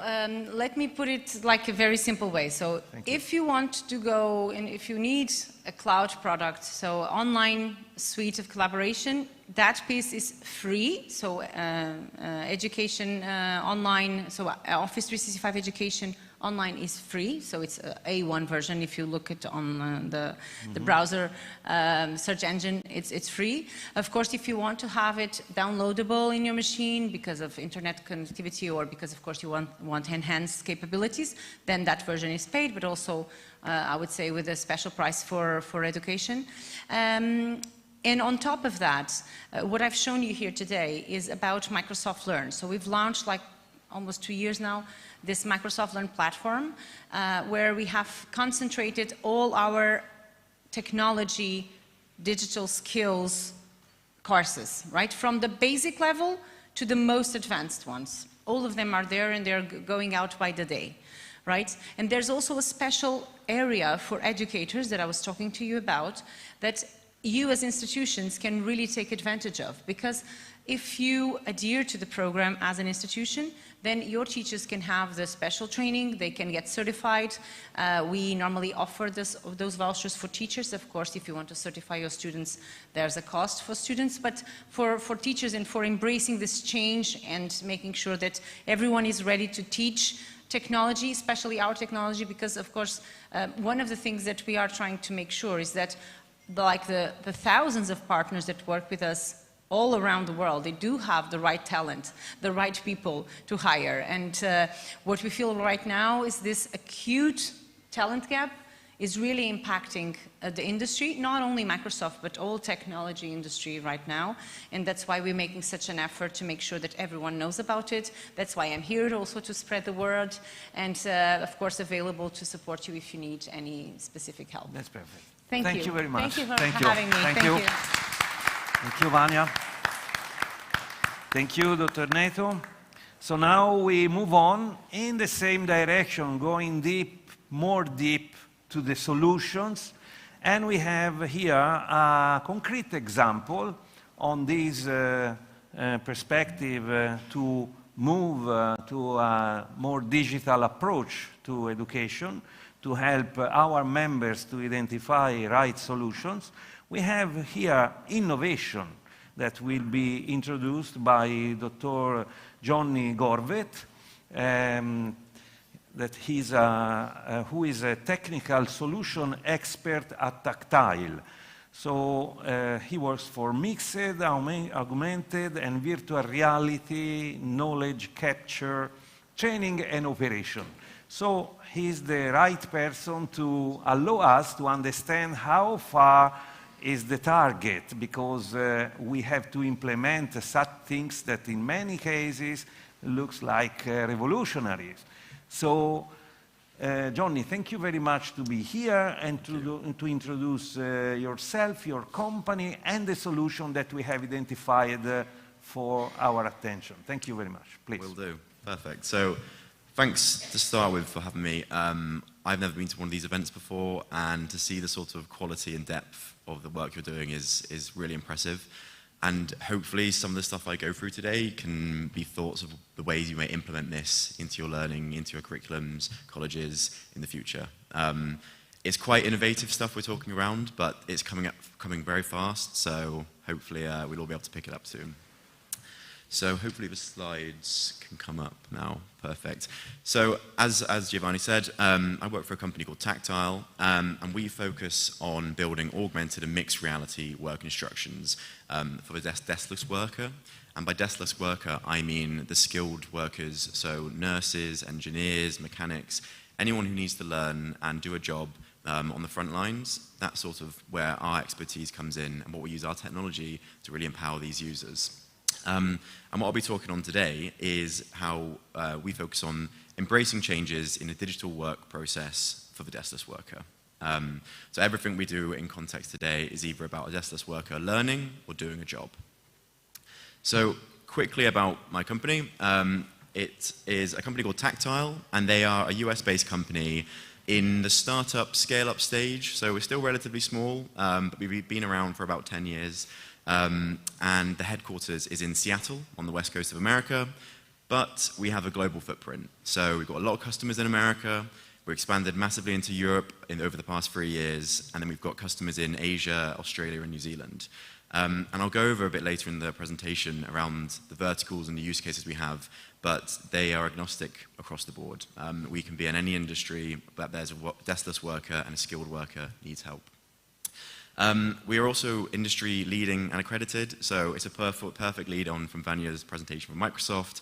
We're tightly partnered with them, and they've given us lots of backing and lots of accreditations in the past, as they are also sort of the hyperscaler leading this industry. The mission we provide is all around empowering the doer, so the end user, the deskless worker, to complete a job. And by job, I mean any process they're going through, whether that's learning or a live operation, but empowering them to do their job flawlessly, accurately, and to completion. We really want to make this an end-to-end experience, an end-to-end learning and completion of a job using this technology. And the actual technology itself we provide is a platform called Manifest. So it's all around an augmented reality platform that can digitize work processes. So any sort of work process that you have at the moment, we can digitize that and put it into an augmented reality or mixed reality fashion. And as a quick interlude of what mixed reality is, or augmented reality, it's all around using something like a HoloLens. So this is a mixed reality headset, a Microsoft flavor, and it's a clear lens device that you can see the real world, and you're able to integrate digital assets into this world. An augmented reality function is using something like an iPad or your mobile phone and doing the same thing. So seeing the real world, consuming the real information that's there, but also consuming digital information as sort of an add-on and as an accessory to what you do. And I'll be around after this today, at the break we have, or throughout the day, and if anyone wants to have a go on the headset or an iPad and see what we can do, I would really advise it, because in this case, seeing is the best thing you can do, and trying it out is the best experience you can have. So to move on, perfectly from Vania's conversation and from some of the topics we had yesterday, we've identified there being quite a big skill gap in an industry. An industry can mean anywhere, again, that a deskless worker operates in. And we really see there being two reasons for this. The first is that job complexity is increasing. And the real reason for that is technology is coming out and improving and innovating at an incredibly fast rate, faster than we've seen ever before. And that is perfect for what we want. We want innovation, we want technology to change, because that's sort of the spark of a new way of living, a new way of learning, a new way of consuming everything. The problem with that is we also see that the job complexity increases. It's harder for people to retain all this information, all the extra complexity they have on their job. It's harder for them to retain this and then output that effectively and quickly. Combining that with the fact that there is a decrease in skilled workers, and the reason for that is nothing to do with how we learn at the moment. It's nothing to do with sort of the quality of people coming through. It's all to do with in industry, about 30% of the skilled workers are predicted to retire in the next 5 years. That's hinting towards that the generation is an older generation who are in the skills at the moment, and the new generation coming through is taking longer to train because these jobs are more complex. So what that means is there is a big skill gap. And that's where Tactile and our platform and augmented reality is looking to come in and really boost the learning phase and the doing phase of the new generation coming in and learning this. The typical time for someone to get up to speed and fully trained in an industry role is about 4 to 5 years, what we're typically seeing. And we're trying to bring that down by over half using technology like augmented and mixed reality. So we start our journey by looking at sort of a digital path, and we've sort of identified that everyone, whether you're a customer, an individual, a college, a learning scheme, everyone is on this digital learning path. And if I start with tribal, tribal is the purest form of knowledge. It's you've done this task 100 times, you know how to do it, it's all in your head, and you can pass that information on. And this is actually probably the most useful type of learning and type of stage you can be at, but it's the most problematic. If you get the job wrong and you pass that information on, there's no verification that it's right, you're passing on wrong information, and it always takes two people, a trainer and a trainee. So what a lot of places have done, and this is where most people will be at the moment, is move on to analog. And this is all around putting information into sort of like a consumable function. And we probably, everyone in this room has learned this way. So textbooks, manuals, reading, flicking through pages, that's where we have all learned. And it's great. You can learn very easily, the information's there in extensive detail. The problem is, the generation coming through now, they've not learned this way. They've learned by having their phones and iPads, YouTube videos, TikToks, information in front of them immediately. And that's great, because they can do things efficiently, quickly, and have it on demand. But that means that we need to move on to the digitized stage. And the digitized stage is where most companies are trying to get to, and it's where we, Tactile, operate very effectively. because we really think that every company needs to be pushing all the content to digital to make it easy to consume and easy to consume quickly and anywhere in the world. I think the pandemic has shown that the traditional classrooms are becoming, although still useful, almost out of fashion, and this content needs to be transferred globally, quickly, and efficiently. So this is where most people are on the digital state. I won't spend very long going into what the integrated intelligence states mean, purely based on most people aren't there yet. But these two states are all around providing this information to a user, so all the critical information they need on learning, on doing a job, immediately, without them even knowing. So integrating it into their work life, integrating it into their learning, so they have it there immediately, and then intelligently. And the example we always give, if anyone's seen the film Ready Player One, sort of around a metaverse, bringing in sort of a new way of living, they can bring up, if someone needs to learn how to fix a car or fly a helicopter or ride a bike, they can bring up that information immediately without even thinking about it. And that's the intelligent part. And that's where we're going with sort of AI, augmented reality, virtual reality. It's probably a few years away now, but it's definitely on the horizon, and this is the path to get there. So as I said, we focused on the digitalized state, and this is where most people are trying to get to. And this is where we'll sort of focus for the rest of the presentation. So the core capabilities that we have from tactile and mixed reality and augmented reality are the three I've got on the screen here. And I'll go through these relatively quickly because we've got a video coming up that, again, seeing this technology is way more useful than me talking about it for 20 minutes or you reading it off a screen. But the three core capabilities we do have, the first one is around creating this digital work instruction. And what I mean by digital work instruction is taking everything we've learned from the tribal knowledge and the analog knowledge we have from the two stages before and digitizing it. So putting manuals, PDFs, Word documents, videos, photos into a very consumable work package and a learning package for someone to learn with, to do a job with, and to execute on. So that's really, really the most powerful thing we see is having that information immediately when someone needs it at the top of end of their fingertips. The second core capability is if all of that fails and we can't create a work package which provides the user with everything they need, remote collaboration or remote support is the next best thing. So what we provide within our platform, and again, I can show this later on tablet and HoloLens I've got here or on the video, but what we can provide is, through augmented reality and mixed reality, video and audio, video calling.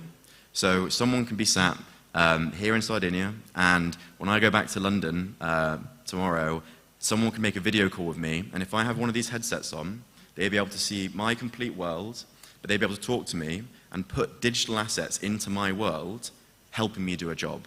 So if I was trying to fix a car and I didn't know where one of the fuel pumps were, they could tell me and put an arrow into my world, tell me what it was, tell me how to fix it, put a model into my world, tell me what it's supposed to look like, give me that extra layer of detail that, sorry, there's a fly attacking me at the moment, but that extra layer of detail that I might need to complete a job. So that's sort of the remote collaboration. And the final core capability is integration. And again, I won't spend too long on this, but this is all around, as technology is increasing, everything is becoming more connected, we're all hearing about 5G, things are becoming more connected with sensors. So your TVs, your fridges, your remotes, your hair straighteners, everything's becoming connected, and that data is actually a wealth of knowledge for us to consume. So that's all around that data being integrated into our platform, into the augmented and mixed reality world, creating digital twins is a real powerful thing which we're looking to utilize. So a quick visualization of what we mean by augmented digital work instructions. The typical example is we have a learner or a doer who has a car in front of them. They're able to put on a headset like this, and immediately, if they've never done a maintenance check, if they've never done any learning on how to perform a skilled labor on this car, they can have all the information they need to do any job on the car immediately placed in front of them. They don't need to go to a manual, they don't need to go to their laptop or phone, they can have it all through immediately in their vision. If they want to pull that away, they simply lift up the headset and see the real world fully. It's that simple. And a good example we have here is one of our customers in the US. This guy on the left is an 18-year-old, straight out of high school, and he's spent his whole life learning from tablets, laptops, phones, and he is training to be a car mechanic. And on his first day of the job, they give him a 3,000-page manual and say, off you go and do some learning. Obviously, he's going to have a hard time flicking through the manual. He's going to be put off wanting to do this job. And there's where we're seeing the decrease in skilled labor, is someone like him won't want to go and learn this way. So what we do is on the right-hand side, and again, in the video or later on, you'll see it much more effectively in action. But we're able to take the exact snippets of information he needs and put it right in front of him, along with videos and photos in the real world that he can see.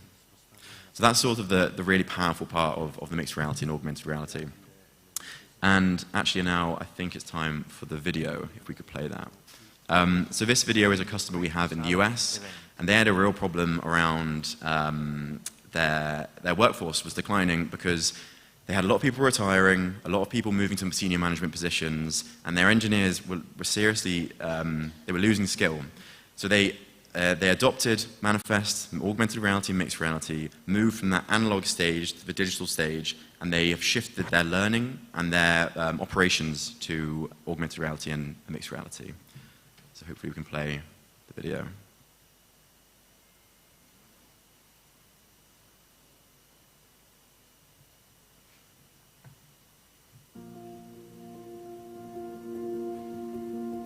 My name is Bo Weilman. I work for PBC Linear. I am the Factory of the Future Manager. For the augmented reality, we use Manifest. With this software, we're able to put a headset on someone the day they start and make sure that they're getting trained with the templates we want to train them on. And we're able to get them caught up to speed in as little as 3 days.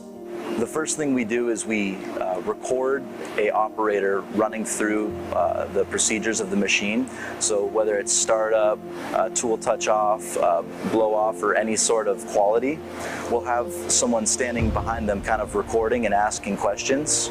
And they then take those recordings and those questions up to either their computer to author in the instructions, or in front of the machine they'll put on a HoloLens or Magic Leap, and they'll start creating those instructions just as the tool maker or the operator laid out for them. And within just a few hours they'll have a virtual reality or augmented reality version of that same training that they just received. We have people that have never, done any sort of machining or tooling, be able to put on the headset, come in, and then within a day or two become an expert in a few areas within the field. If it's the case where they've never worked on it, we'd probably put them through a complete, headset training again. Make sure they go through all the steps and leave evidence that you can do in the steps. That way we know they're learning what they should be learning. If they're going back to something they've trained on previously but haven't been working on in a while, we'll probably give them the iPad so that they can, quickly scan in and go through the templates on the tablet interface. That way they can quickly get back to doing the job. It's a very scalable software, so as our company grows, it's going to be a lot more of a necessity for us to get headsets on people a lot quicker. And with the age gap in manufacturing, the skill gap, it's essential now more than ever to really get more people into manufacturing and get them trained fast so that all that knowledge they've accumulated over their careers doesn't get lost.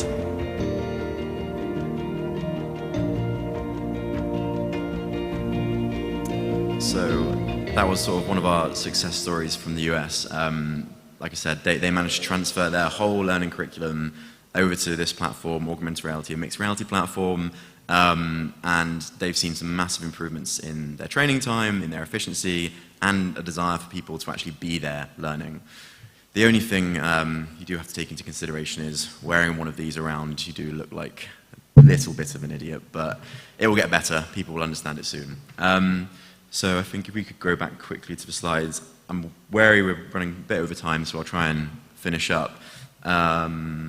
But although that was sort of a manufacturing use case, it's fair to say that we have been engaged with customers and colleges and clients in all sorts of verticals.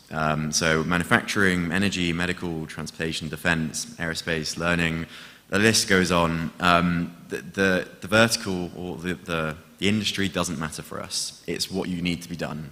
So underneath, highlighting sort of training, troubleshooting, maintenance, remote support, those are the features that we can hit and we can help with. And in the future, I think in the next couple of years, everyone will be looking to digitize their platforms and in some way or another sort of expanding to the extended reality world. Quickly touching on a bit more of a technical technology side before I wrap up. It's fair to say that as this technology increases, so do other technologies. So it's important for us to remember, but also for me to give a piece of advice for you all to remember, that end-to-end technology is much more of a thing now. It's becoming much more flexible. So things like 5G is coming out. Cloud computing is even more on the rise.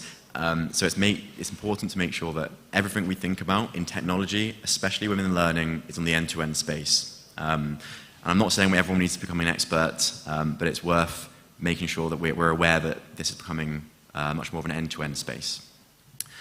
So again, there's a path to learning digitally. I think most people here will be either on the analog or moving into the digital stage. There's no massive rush, but I think it's a benefit for us all to be looking that way. And hopefully, using technology like ours and partnerships, we can help you realize that.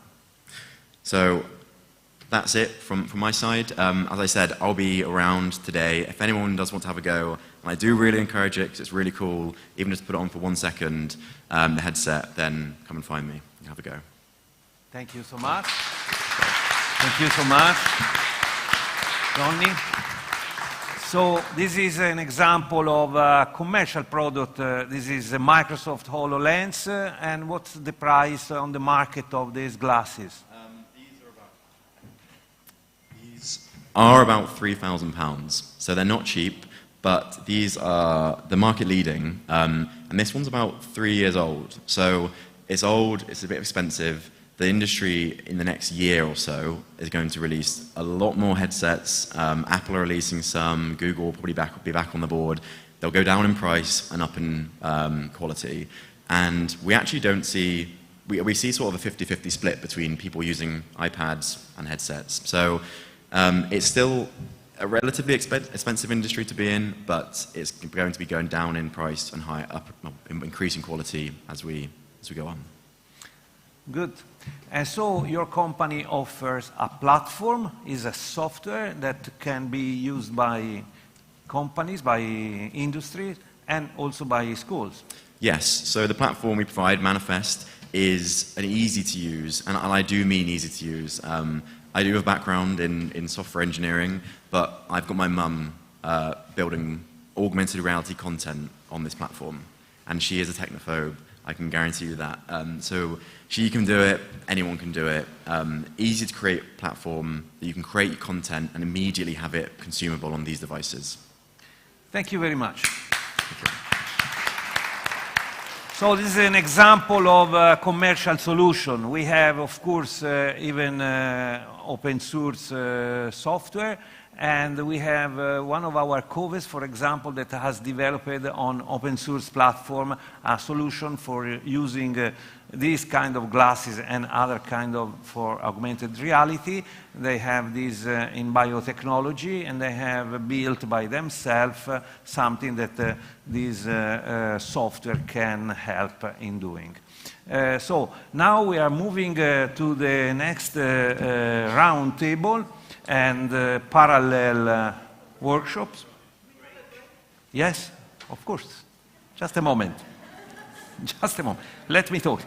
So, and then we have round tables in different rooms. So after the break, that I will announce, please stay calm, there is a change of room for the youth forum. So you will not move to the Gonario, but to the Sala Eventi.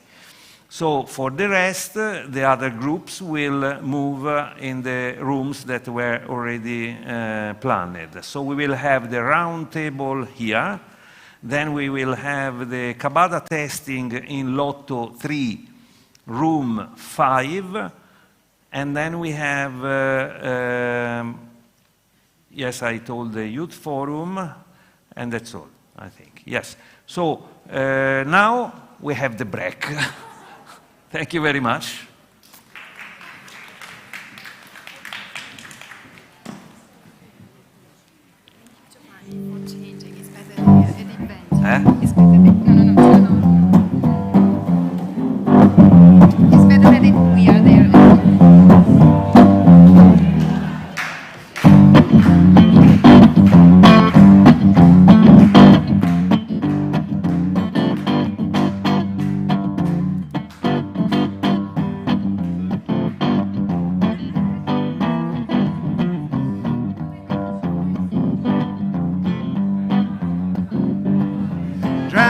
Dirty out of my door, and now I'm about to hit the floor. Gotta behave and not cause any fine. Taking on my loving just as pretty third, and now I'm out of pocket. I'm out of pocket. I'm out of pocket. I'm out of pocket.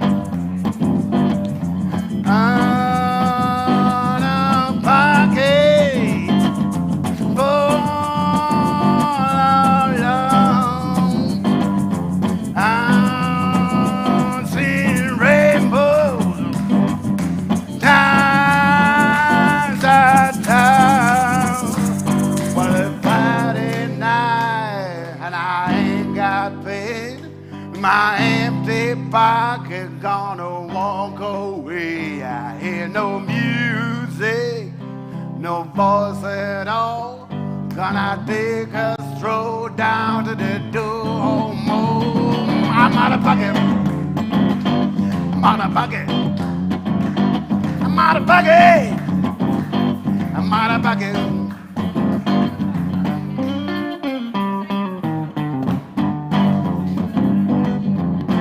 Past noon, I'm in that bed, but I don't wanna turn my head. I can't postpone, now it's time to see. Is it gonna sorrow or also misery? I'm out of pocket. I'm out of pocket. I'm out of pocket. I'm out of pocket.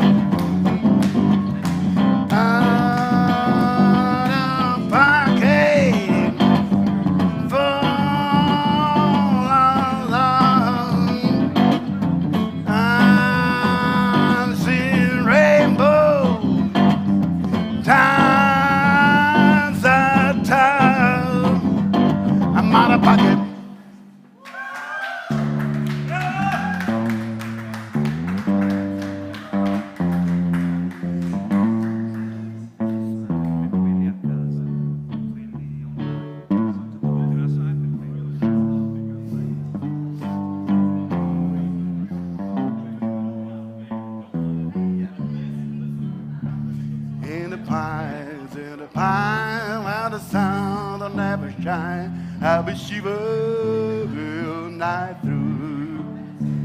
My girl, don't you lie to me. Tell me where did you sleep last night?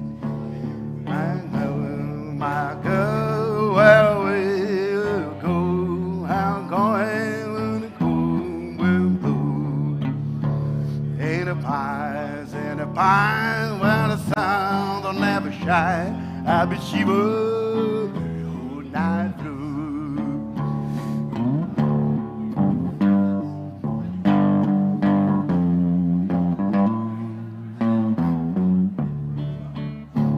In the pines where the sun will never shine. I'll be shivering all night through.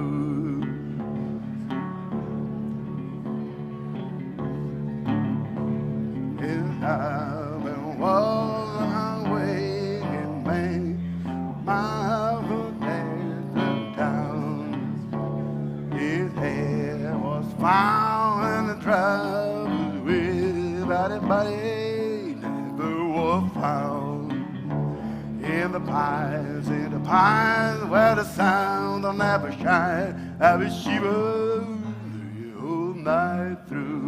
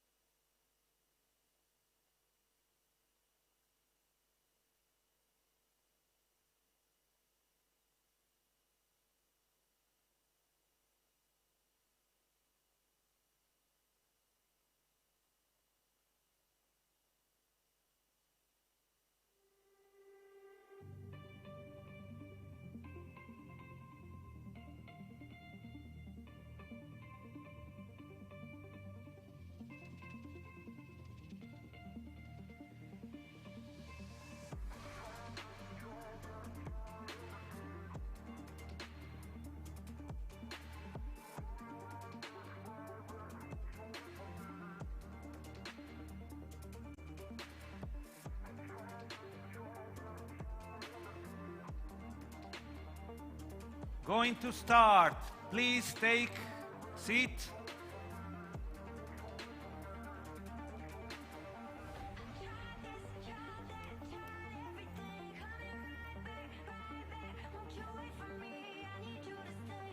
Oh.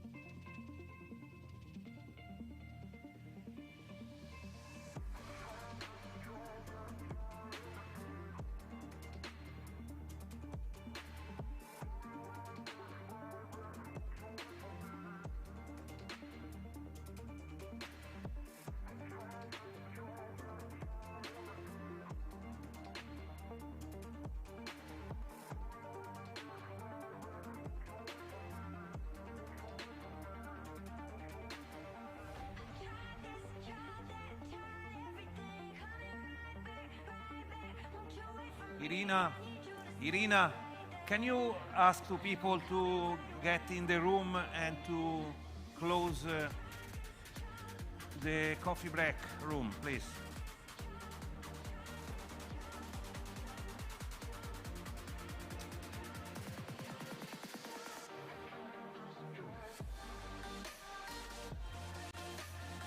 Okay, please take your seat. We are going to start again, to restart.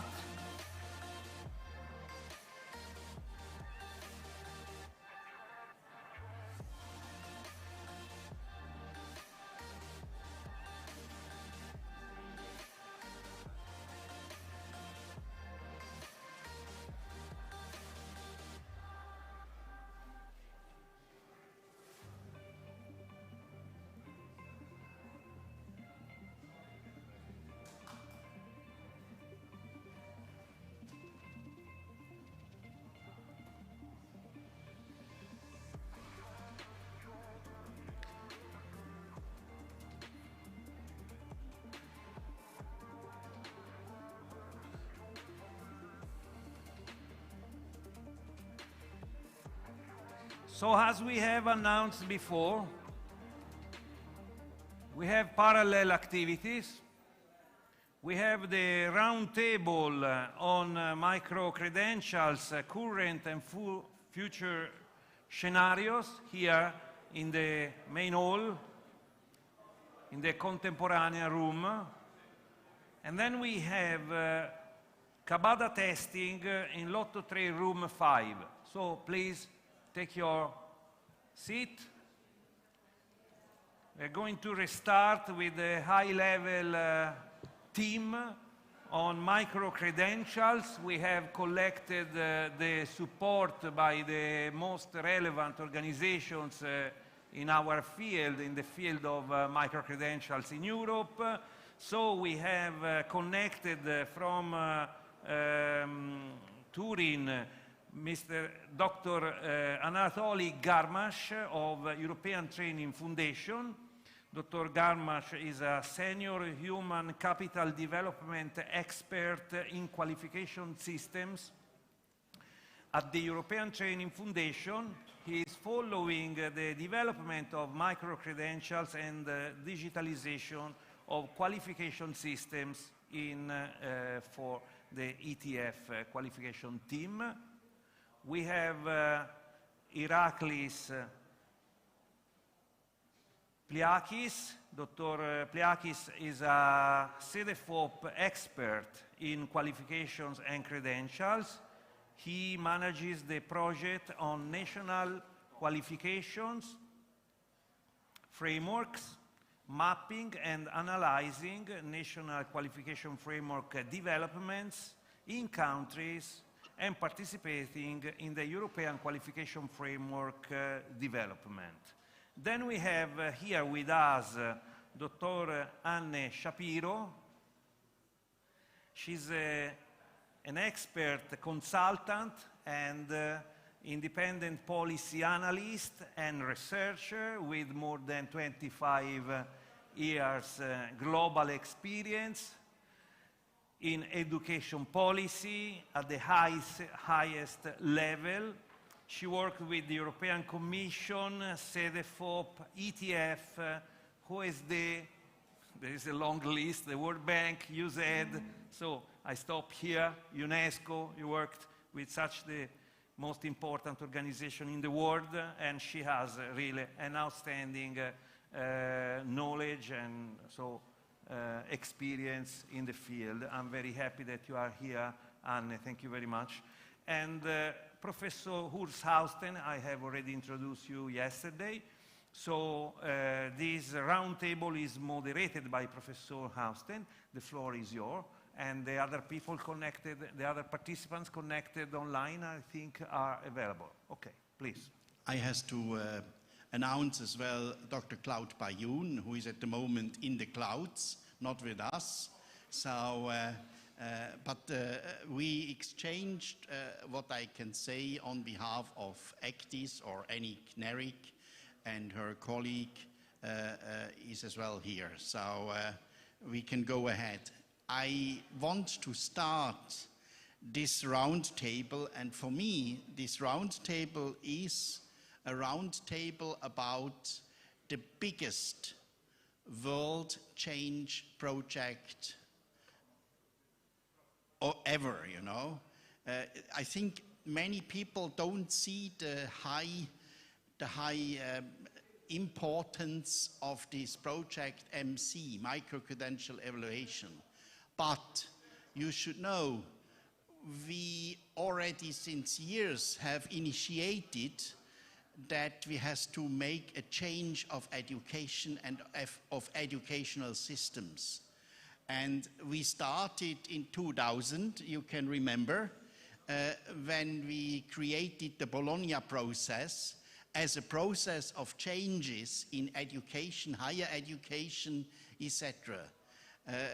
In 2008, I can remember that I was a partner in inviting the educational ministries all over the world to London, where we have ratified the validation of formal, non-formal and informal learning.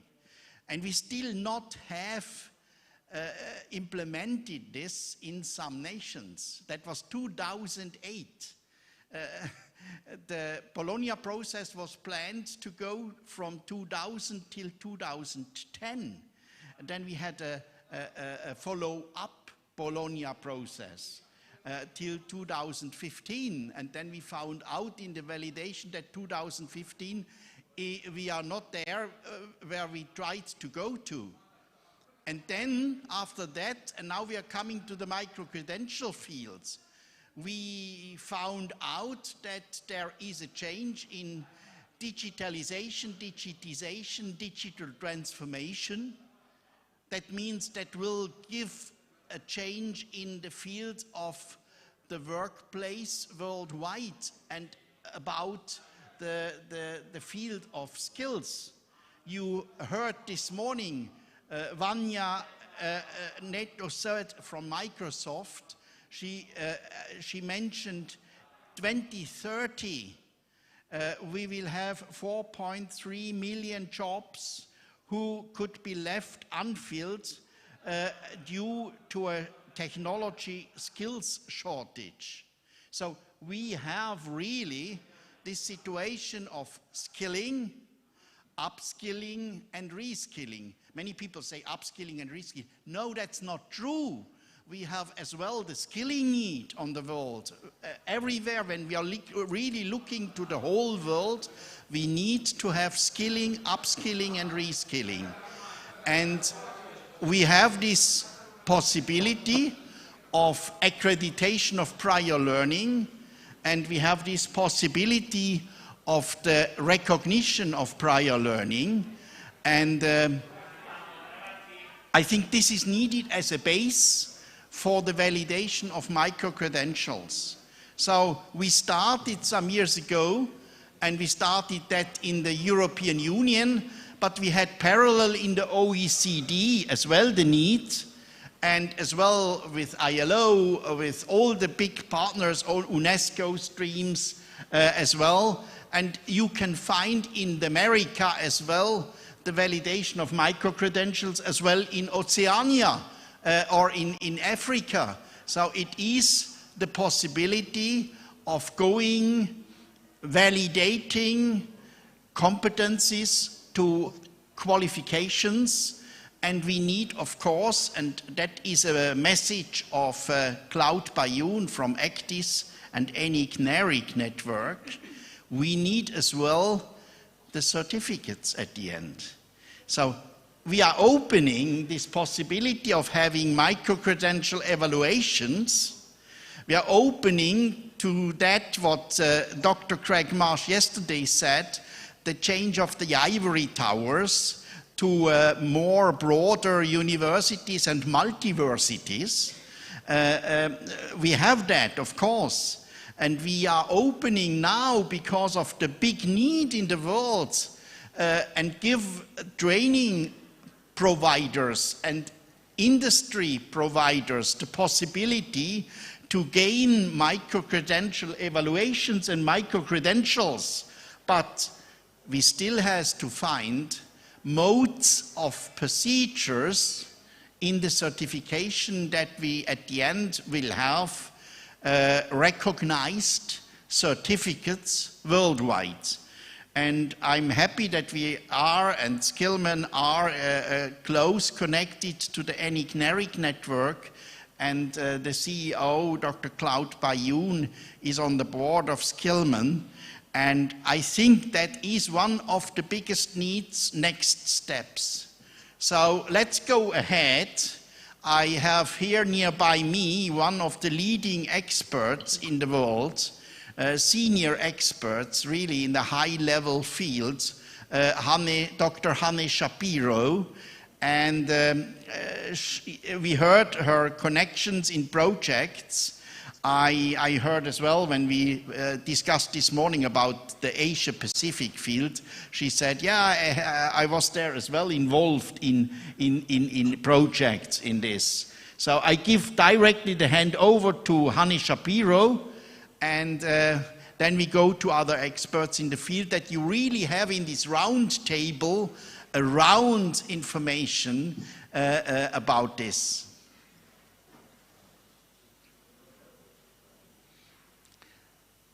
Yes. Thank you very much. Can I have this? Thank you. And first and foremost, thank you for being invited here. I followed Skillman for such a long time, since Skillman was born, so it's a real pleasure being here now also physically. Just so you know my point of departure, I'm currently involved in the CEDEFOP research on microcredentials in vocational education and training and for labor markets.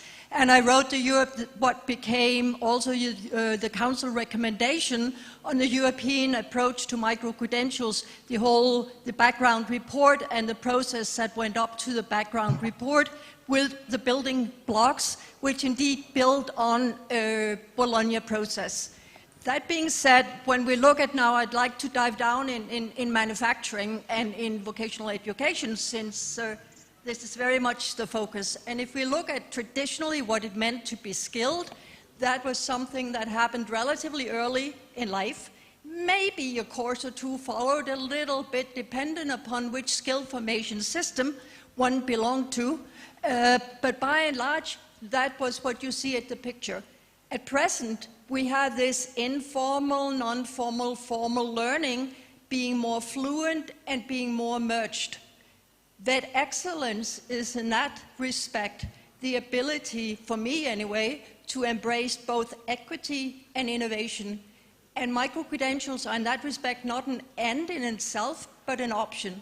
It's an option for equity insofar that the way that microcredentials have been defined in the European context, and also if you look into UNESCO work, which I was involved in, then recognition of learning that can also be non-formal and informal learning leading to a microcredential upon assessment. And with digital credentials and with safe digital credentials, for example, with the whole work of Europass digital credentialing infrastructure, but also the range of edtech players emerging now, these skills also can become visible and portable. So that's one end of it. But think about then advanced manufacturing, Industry 4.0, or in Finland, as I talk about Industry 6.0, to also signal green and signal human-centered. If you are in many vocational education schools in Europe, you cannot be trained on 4.0 technologies. But you have the opportunities with certifications. For example, Festo that I've been talking with, they have a whole simulation environment. Several vocational education schools have bought into it because it's affordable and it's a way of creating these new learning spaces.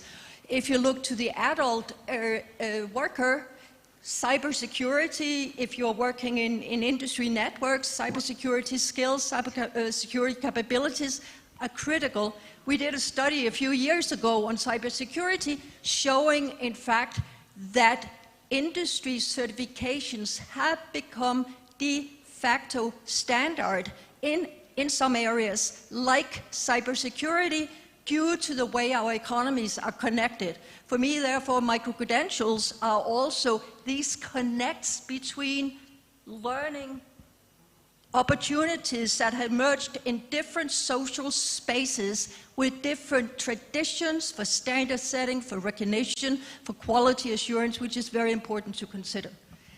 Let me go to two examples from the manufacturing world that I think are interesting because it is also about scale. It's about outreach, scale, exit levels, entry levels. Within Europe, one of the sector skills alliances have gotten together in the automotive value chain. They have been analyzing what are the emerging skills needs around green and digital transformation in the whole supply chain at all skills levels, because workers work across qualification levels. They have used ESCO, which I also think is very useful because it maps the ability to labor market data with education data. So they have mapped skills need, used ESCO to define the new credentialing space and the pathways. And the next steps have then been to identify trainer profiles, run training of trainers, and so forth. So really a holistic and whole of system approach. The other approach is from United States, but it could have been any old where in the US. During COVID, we saw lots and lots of people losing their jobs. They were working in retail, they were working in hospitality, tourism sector, low-paid jobs, often part-time jobs where they wouldn't have rights to basic health security, which is the situation in the US. So what has happened, as you heard about the big resignation, but what has happened is a lot of states have gone into this whole space looking how can we also reset work in the context of a post-COVID situation. So employment policy is not just about getting people into work, but into better work, work that they can live from, work where they have basic rights, work where they can develop in their jobs. They've been working in different states. For example, in the greater Orlando region, they work concretely with employers defining these specific entry-level occupations that could be the minimum requirements to get into jobs, and defining the quickest pathway possible into those jobs, into making a living, making an earning, and combining recognition of prior learning, certifications with offers and modules from community colleges, very handheld. Once people have gotten into jobs, then they have also been offered continued guidance so they could go further to get a post-secondary degree, because a very large proportion of the American labor force do not have a post-secondary degree. They might have done some military service, they might have dropped out of community college or of college. So all of these skills were made visible and used and built into these pathways, and what they learned in these accelerated pathways counted towards credits.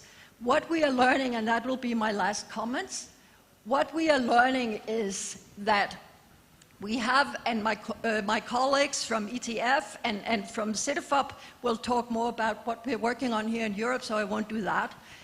But we have gotten some way with the formal dimensions within the European approach because there are a number of issues around quality criteria. We know it matters also for transparency. We have the qualifications framework and so forth and so forth.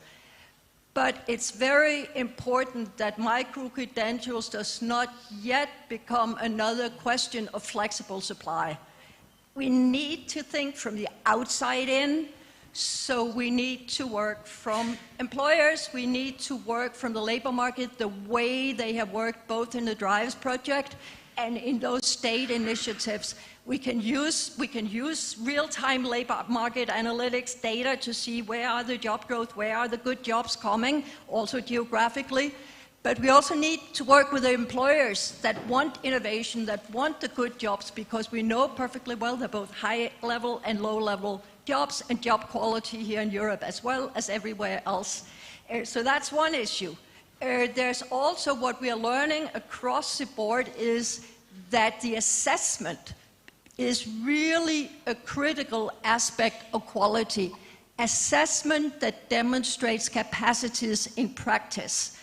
We have heard a lot about interesting technologies here this morning, and I would definitely point to these mixed realities environments, not only as a learning environment, but also as a potential for scaling assessment also of more complex skill sets. Another issue is also, yes, we know micro-credentials are in demand. All that is fine, but in reality here in Europe, we do not know yet who do they serve, if any. We know from the big platforms, Coursera and so forth, that serves those that are well-educated, middle-aged men. And that is all fine, but that's not enough. So we need better data. We need better data on who are the users, the user context. We also need to have data over time on outcomes and impact. Does it lead to better jobs? Does it ease transition to labor markets? Does it contribute to productivity? Does it contribute to that employer will have a broader recruitment base because they find effective ways of upskilling? all that we need to know. Here in the CEDEFOP project, Skillman has been so kind to promise to distribute survey links to our surveys that we are running now in the CEDEFOP project. Please, please, please, when you get these links, distribute them to make sure that both companies, learners, as young learners, adult learners, everyone, that we get as many responses as possible so we can shape policy. Thank you.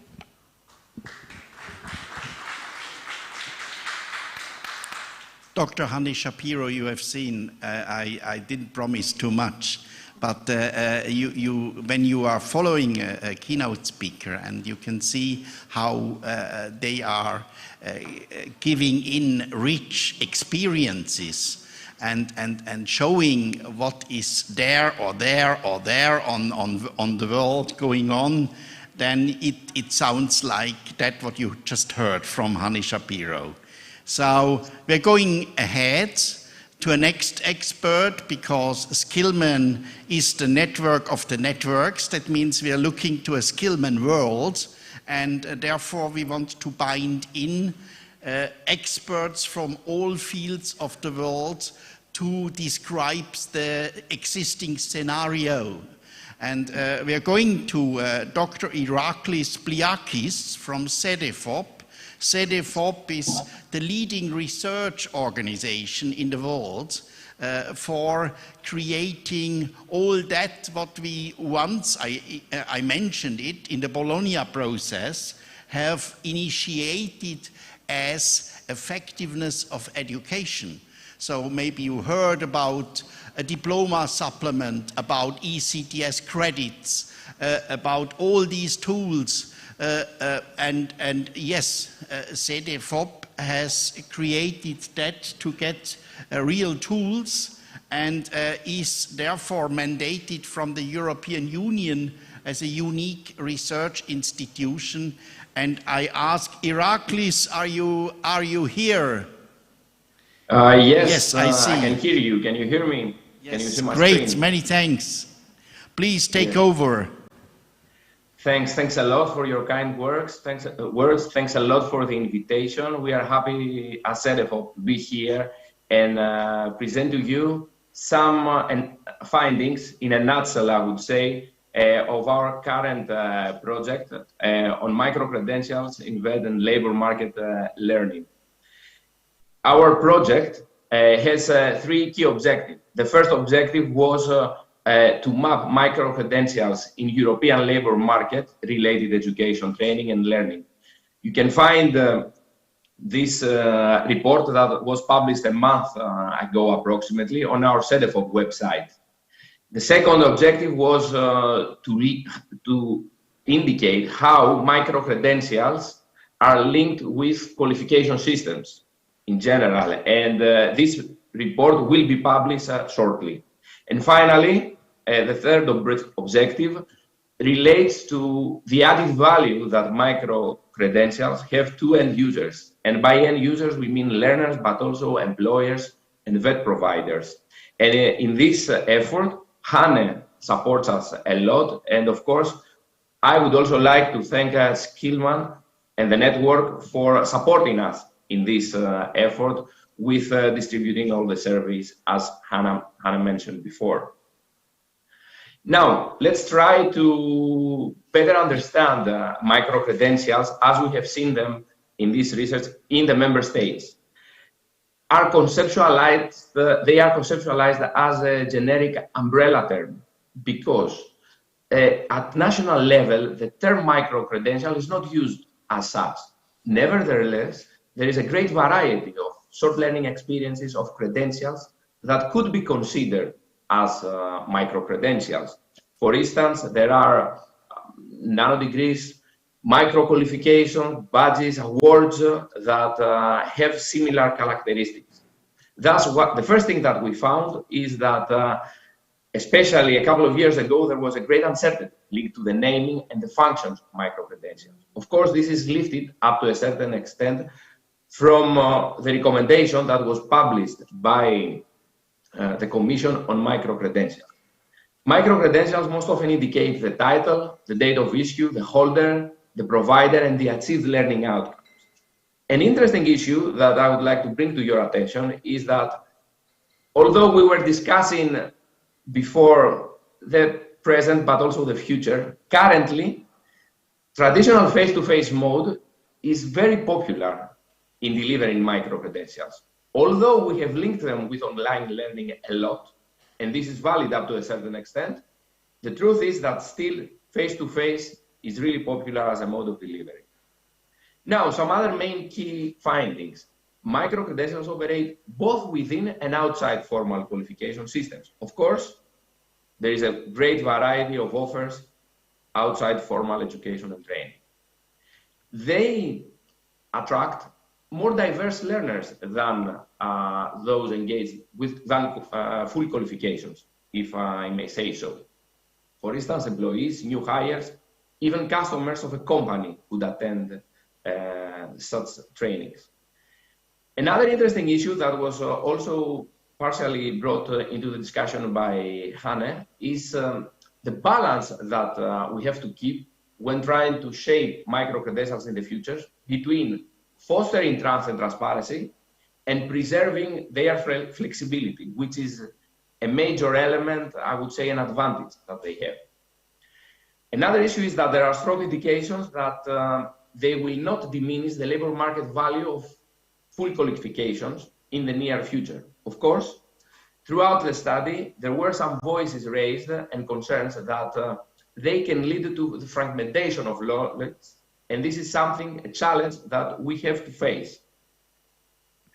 Now, when it comes to member states, policy discussions regarding microcredentials, in some countries are at an initial stage. There are some countries that have advanced policy discussions, for instance, including the term in their strategic documents for the future, and a smaller group of countries which they have incorporated this concept in their national legislation already.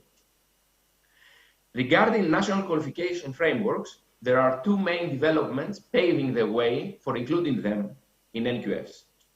Modularization, because quite often member states consider modules as something similar to microcredentials. And the opening up of NQFs to qualifications are awarded outside the formal education system. There are countries like Poland, for instance, where there are market qualifications, or Slovenia, where we have supplementary qualification, and there they consider them as microcredentials.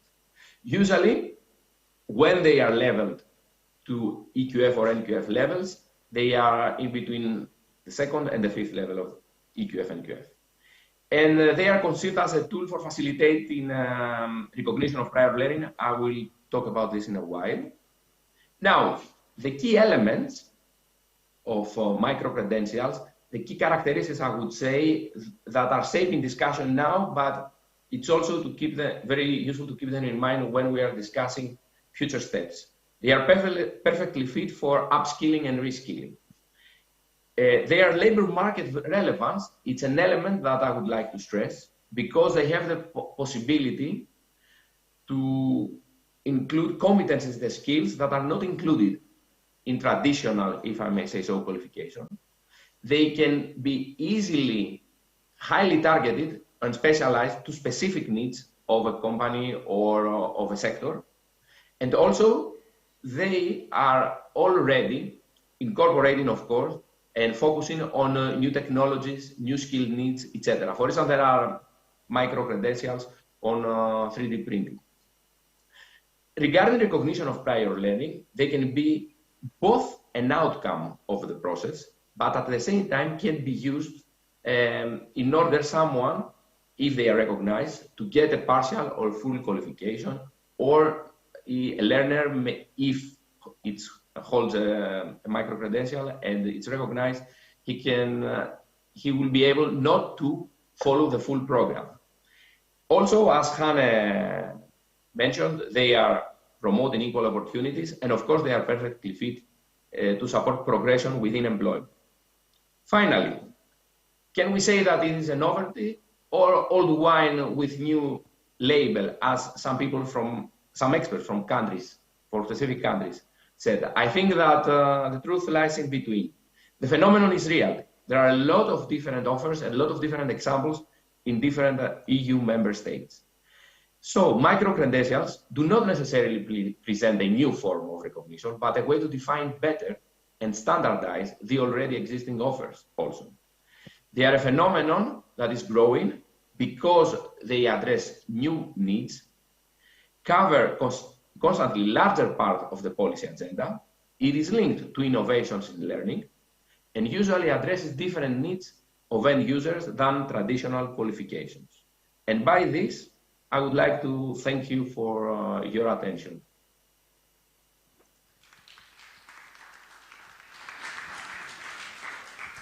Many thanks, Iraklis.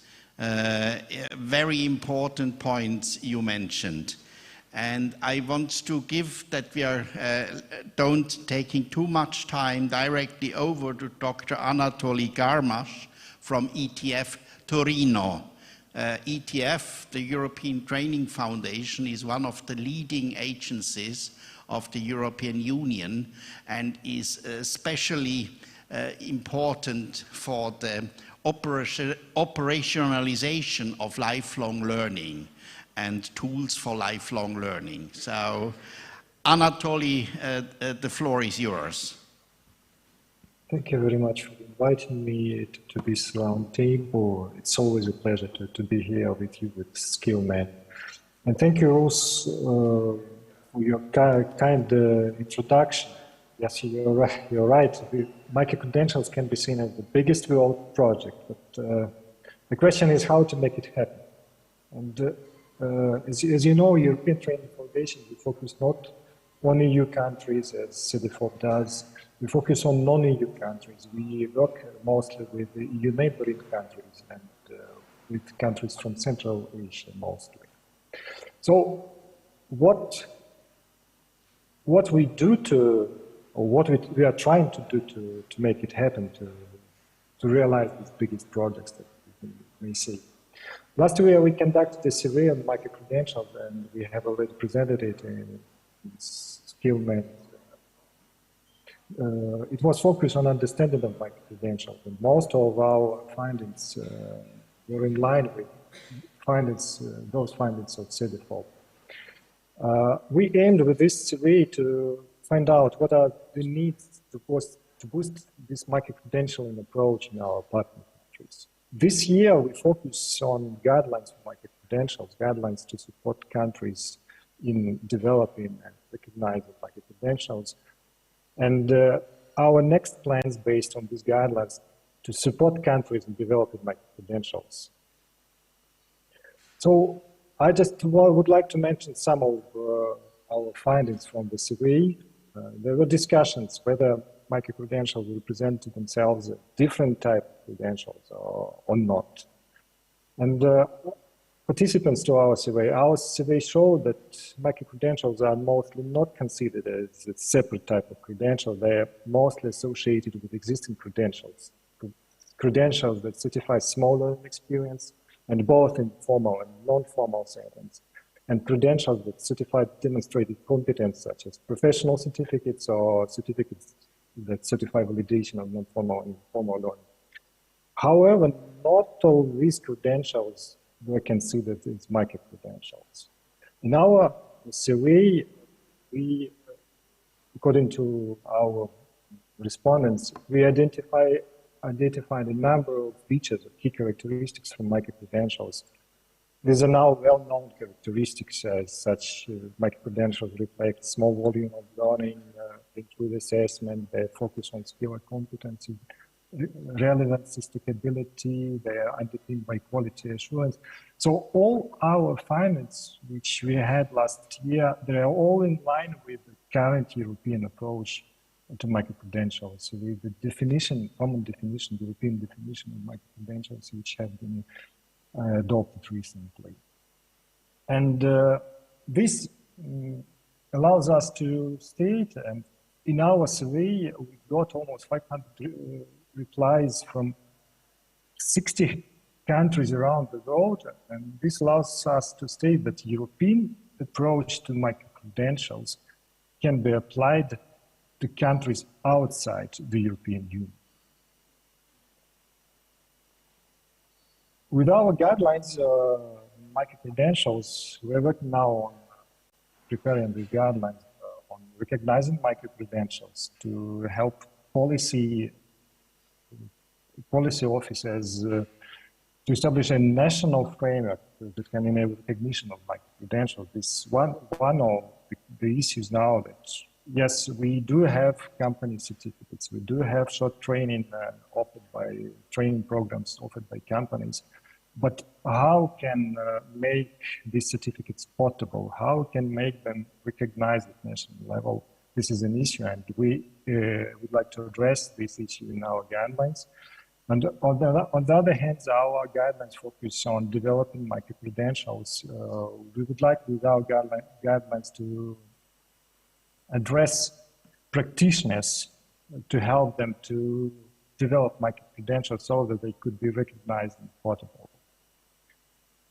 Our starting point for the guidelines are the EU principles for design and issuance of microcredentials, and currently we are conducting consultations with international experts, the representatives of partner countries, to identify what might be the structure and content of these guidelines, and what would be the most important key issues that we need to reflect in the guidelines. We're also collecting examples of microcredentials and examples of policies, national policies on microcredentials, to identify best practices and reflect them in our guidelines. So to collect these microcredentials, we published online survey, policy outlook on microcredentials, and I would invite all participants of this event to participate in, or interested participants to participate in this survey. What we plan next, we expect that the first draft of guidelines will be ready by the end of this year. Then we open public consultations on the first draft, and those who are interested, please contact me, and I will let you know when the first draft will be ready. And the final draft of the guidelines we plan to produce by end of March next year. And finally, our other project on microcredentials, we do it in Ukraine. It is called Ukraine Re-Emergency. Within this project, we support the development of microcredentials in Ukraine based on the experiences in European countries. Here we focus on adults, and you know the situation now that currently about 300,000 persons are internally displaced due to the Russian invasion in Ukraine, and they need to be re-employed in other regions of Ukraine. They need short upskilling and reskilling training. We're also thinking about post-war reconstruction of Ukraine, and in our project we identified key areas that will be in demand after the war. These are energy efficiency, construction, restoration, and green energy. Of course, we focused not on what we have at the moment, not on traditional skills, but we focused more with our projects on innovative solutions. That's why we have identified this sector as well. And for the moment, currently, we have Ukrainian colleagues have developed already 8 micro-credentials. But what we observe now, what are most pressing issues for the moment, these are how to ensure recognition of these developed micro-credentials at national level. And we cooperate with the Ministry of Education, for example, and we have good discussions with them. And the other question, how to communicate value of micro-credentials, how to make them understandable for the user. What information should we consider to include, to convey within the micro-credentials. So thank you very much for your attention. These are my contexts, and for further information, you can find more insights into our findings of the survey on microcredentials in our ETF policy brief. Here are also links to our survey on microcredentials and to the other projects in Ukraine on microcredentials. Thank you for your attention. Thank you very much, Anatolii.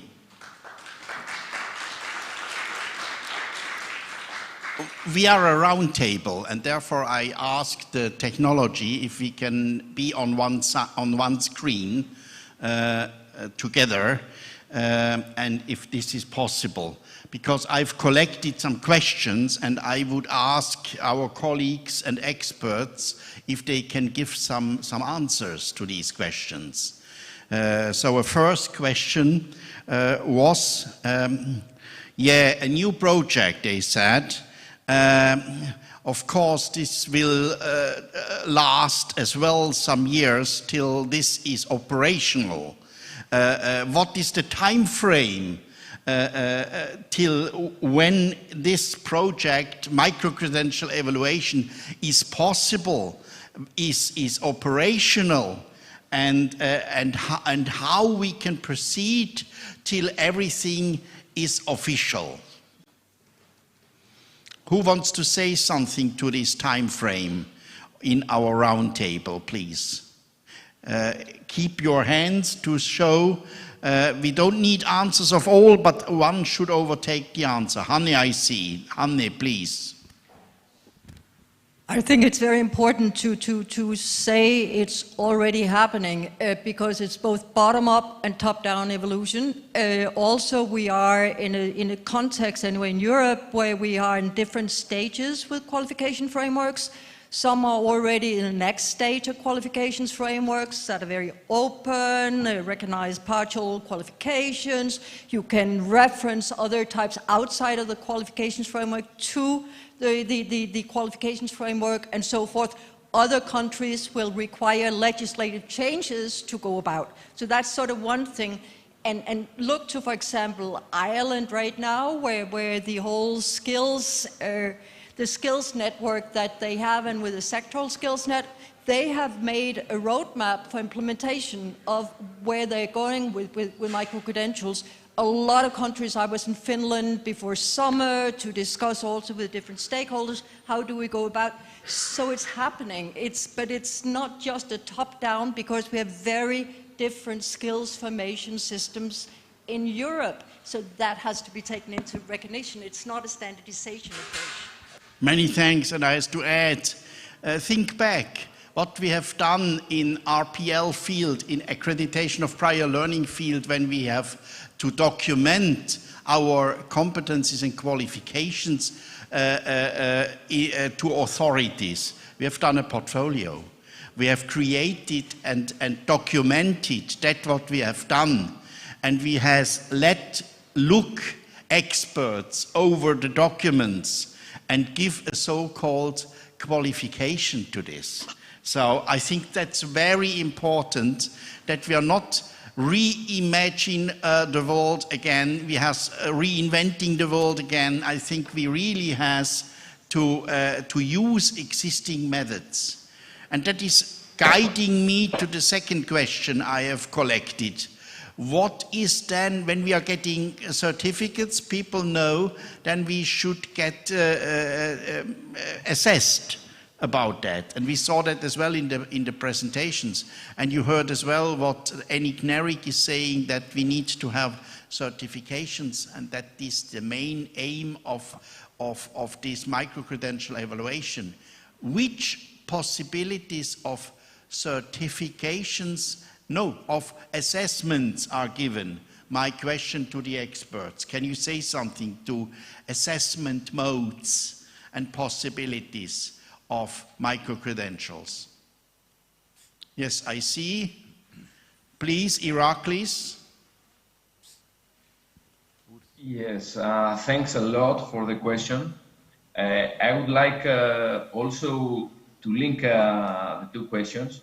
and reaffirm what Hanne said, that what we see is that in different member states, they approach the phenomenon in different ways.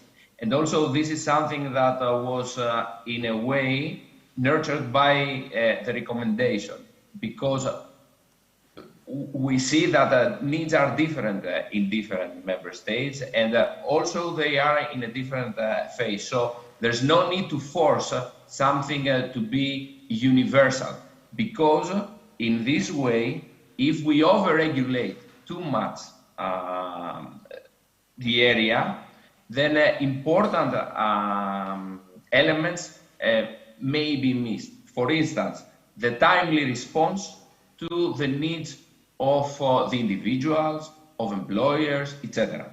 So regarding assessment, we see that there are different ways to approach, even oral or written form of assessment exam. But at the same time, which is the most common way of assessing, is through some assignments that can be also very practical assignments on the spot. Nevertheless, as mentioned by Hanne in her introductory part, assessment is a very important part also to ensure quality and trust to all these forms of credentials. So this is something that we should look upon very carefully. Many thanks, Iraklis, for the answer. I have as well many other questions, but you will find them on our Moodle. You will find as well the documents of the experts on our Moodle platform, and you can see that and can participate as well in the exchange of that. So I got the signal from our boss, Giovanni, that we have to finalize our roundtable here. Sorry, Anatolii, I will send you questions and hope that you can give us some answers as well for the Moodle and for the platform and the exchange with the participants. Many thanks to you all for this roundtable, very fruitful and very incredible good. I really liked it. And yes, giving over to Giovanni. Thank you very much. Thanks a lot. Thank you. Thanks so much. Thank you so much. So we are running with a big delay now, as always. For me, sorry, I have to improve my skills in checking the time. So a roundtable on microcredentials is a topic pillar in our perspectives. The microcredentials are a concrete fact that we are treating with in our management activities. We are treating with the European Commission. We are in contact with the unit that is responsible for the Europass system, because we are working in going to deliver digital badges. Our members will be able to do it using the interoperability functionalities. So I will go back to this in the final remarks. Now we have the parallel groups, and we can move in the various rooms that are already set. So now we have running the Kabada testing that is with a group of youngsters from local schools. We have asked them to come to test the artificial intelligence tool to design business plans, and they are working there. Now we have here the pitch presentations, and we have the youth forum in the Sala Eventi already started. And now we have in Dimostratore the workshop Meta-Reality Convergence Transversal Communication Model, driven by Adrian Lopez, who will be online, and Valentina De Vico on site. Then we have in Eventi plus Ballatoio room, so here nearby. We have the networking tables, and in the other room, and the Freasco Conference that is already, I think, started. So the room is already on. Lotto 3, room 1. So at this point, I would like to invite for the pitch presentations Alessandro Okay, Marigiori, who's the turn for the pitch presentations? Okay, no problem. One voluntary manager. Okay, so just to reset the room, and yes? Okay, so now we have some presentation, some pitch presentation, and then we will have the signature, Julian. After this, we will set for the official memorandum of understanding that we are going to sign.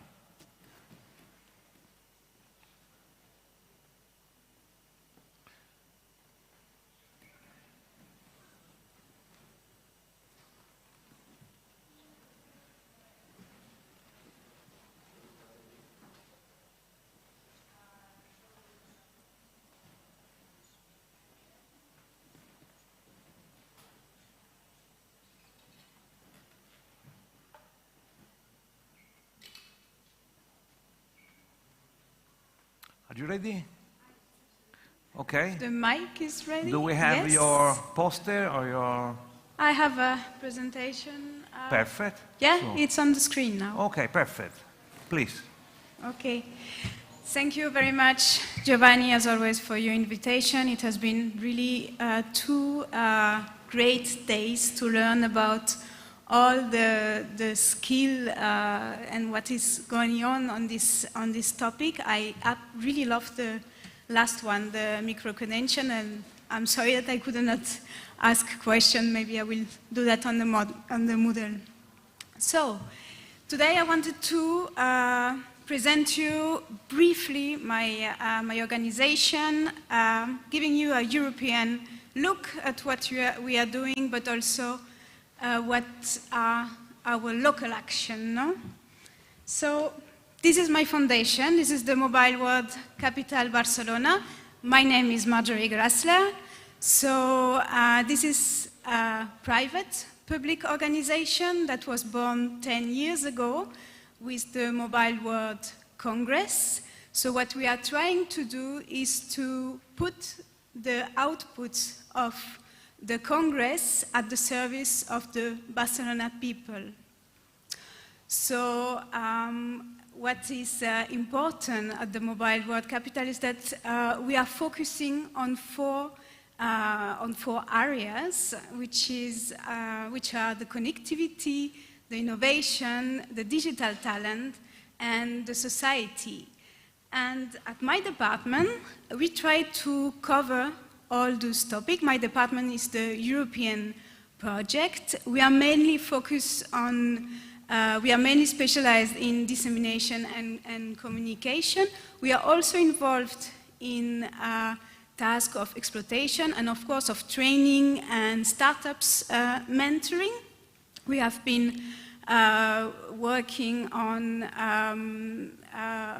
disseminating about digitalization for SMEs, for manufacturing SMEs, but we are also working to share about awareness on 5G technology and mobility. So what I wanted to show you is this project, this I4MS project, that it's ending now.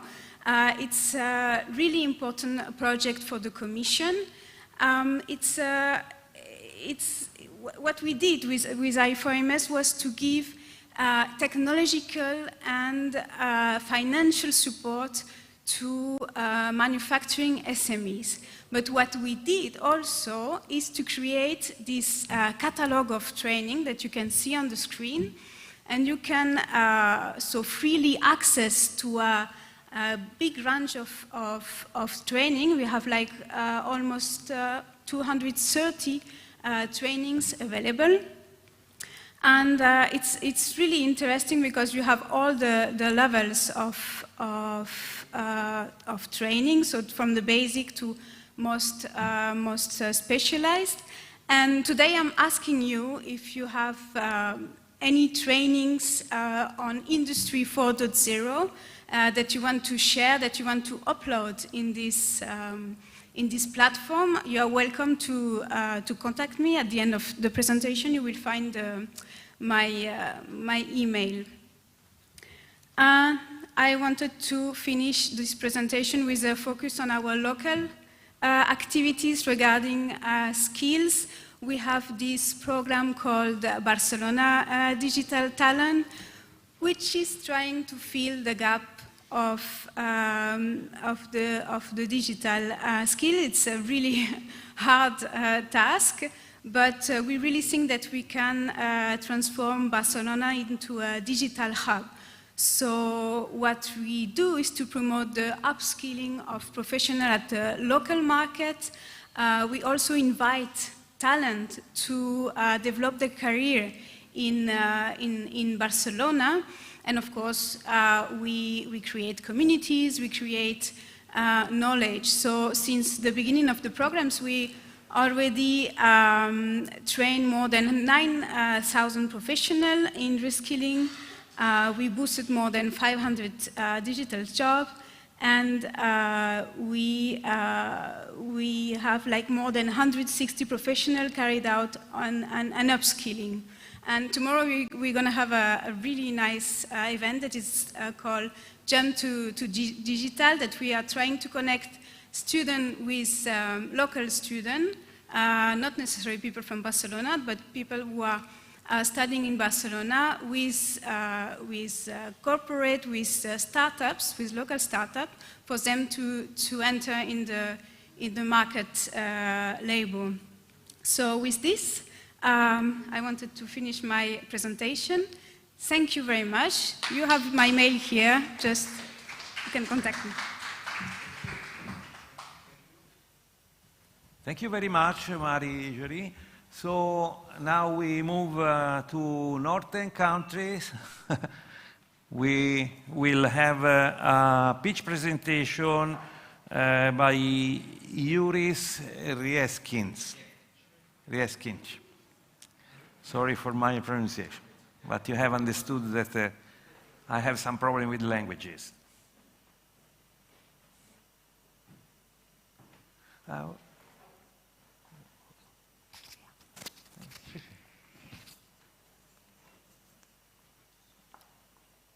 So we have then online ready for starting after this pitch presentation, Michael Yeki, and then Pablo is the last one. And then we will change the setting and we move on to the official memorandum of understanding.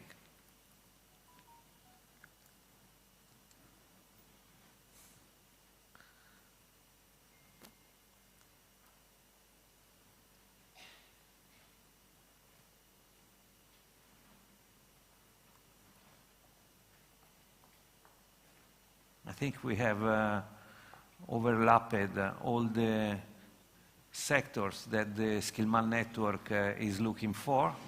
We passed through microcredentials, that is a central, I would say, core part of our interest in developing activity to support our members, but we have also seen various aspects of concrete applications that can bring us to support and to develop the COVES, the Centers of Vocational Excellence in direction of digitization. We have an online series of webinars that is called the Digital Triathlon webinars set with collaboration within Skillman and European Training Foundation. So all these aspects are then also managed during the year with different activities. Please, Juris. Okay, thank you very much. It's actually life is a real coaster. It was, I think, just a week ago that I even didn't know about such an event. And now I'm here and actually on the stage, so first things first, say hi. Hi. Say hi. Okay, I will be able to show my kids that Daddy was actually working, not lying on the beach. So, yeah, hello everyone. I'm Juris Rieksniņš from Latvia, and during this speech I will present one of the projects which we have almost finished, but it's like tiny things, just some translations and so on. But so the idea is so good that I just applied and wanted to show it. So here we are about skills, mainly workers, grown-ups and so on, but any of us started as a kid, any worker starts as a kid, so everything starts from kids. So it's actually also very important to develop soft skills of kids, to invest in them and to work with them. So this was one of the motivations to have this project, is that, okay, from one side, entrepreneurship is a must-have thing nowadays. So everything, technology, startups, new ideas, and so on and so on and so on. So you have to have an entrepreneurial mindset to survive in this 21st century. But from other side, learning the skills that are necessary for entrepreneurial mindset actually also develops quality life skills, leadership, initiative, and so on. So basically, by training the kid to be an entrepreneur, you train a kid to be a good citizen, good person, and so on. So it just goes hands in hand. During the project, we worked on 6 main soft skills around them. So these are curiosity, so ability to ask questions, to be interested in things, creativity, to create, to think out of the box, to become more flexible, to learn from mistakes, which is actually quite important. In schools, it's, well, of course, depending on the countries and the educational system, but in many cases, like failing in school is so bad, you get a bad mark, and so you learn to be afraid to fail, so not to get a bad mark. And so here we try to turn it vice versa and encourage to not to be afraid to fail, to overthink, and like in the process of learning, take the correct answers. To take initiative, to be the one who raises the hand and says, yeah, I know the answer, I know the answer. Who wants to go to the excursion? Yes, I want. Who wants to do extra homework? Yes, I want. Who has idea how to decorate the classroom? Yes, I have. So this is again initiative, to be the one who raises the hand, who is active, who is interested in processes and activities. Teamwork and communication. So, of course, we can do many things alone, but the best results are when you work together and you cooperate. So there is that saying that 1 + 1 is 3. And goal setting. So it's also important to teach, to set goals, short-term, long-term, middle-term, to set smart goals. So again, but it's again not only in entrepreneurship, but it's everyday life. So goal setting is important. Okay, and so all these skills, what we have here, what we work around, we have divided in 4 intellectual outputs or results.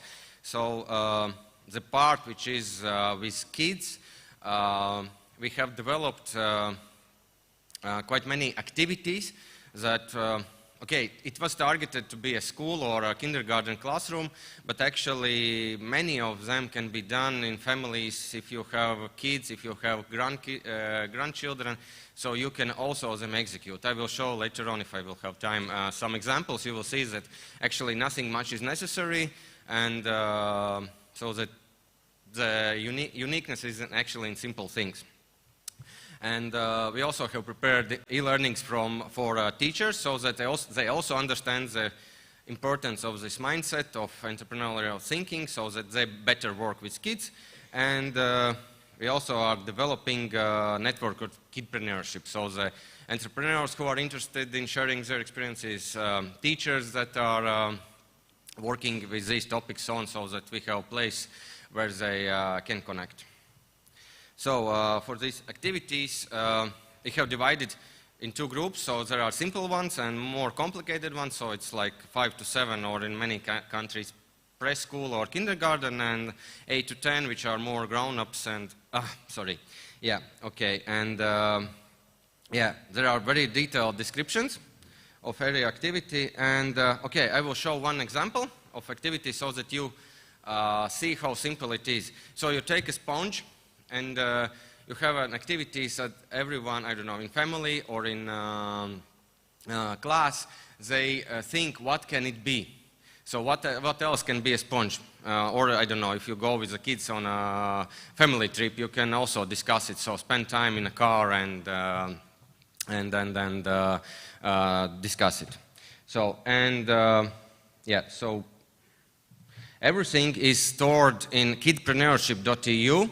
So this is our webpage. So here are results, here is network. So you can download all activities, go through them. We are growing, we will have divided them so it's more user-friendly, but so it's about promoting our kids, teaching them soft skills, and so entrepreneurship and better life skills. Thank you. Thank you. So we work with Euros in this project for developing this artificial intelligence tool. I know him as a very competent manager, and so we have this collaboration. Also, we expect other inputs from the Latvian team that this year was really very numerous, and they belong to different organizations. So this year, Latvia has provided us with many resources. Thank you very much. Now we have online, I think, Michael Hickey. Michael, good morning. Or I don't know where you are connected from. So anyway, the pitch presentation you have, I'm not aware about the title, so please introduce yourself and the project you would like to present. You have 5 minutes maximum, and then you can spend these 5 minutes as you prefer. Please. Thank you very much, and thank you for the opportunity. This presentation, the pitch, it's on vocational agriculture and entrepreneurship aspiration among university students in Nigeria. What has changed 5 years later? The idea behind this presentation is in 2017, for the first time in Nigeria, the Faculty of Vocational and Technical Education was created as a faculty of its own. Initially, it was under the Faculty of Education, but we presented an argument that vocational education is not really the same as general education. So the teaching method, the approach might be different. So after much argument, it was granted, the Faculty of Vocational and Technical Education. Now, in 2017, the admitted students have graduated. Upon admission in 2017, we conducted a survey. The survey was on agriculture. Since I'm in the Department of Agricultural Education, so I focused more on my students. Vocational education, we conducted the perception of students of vocational education and reported their career expectations after graduating.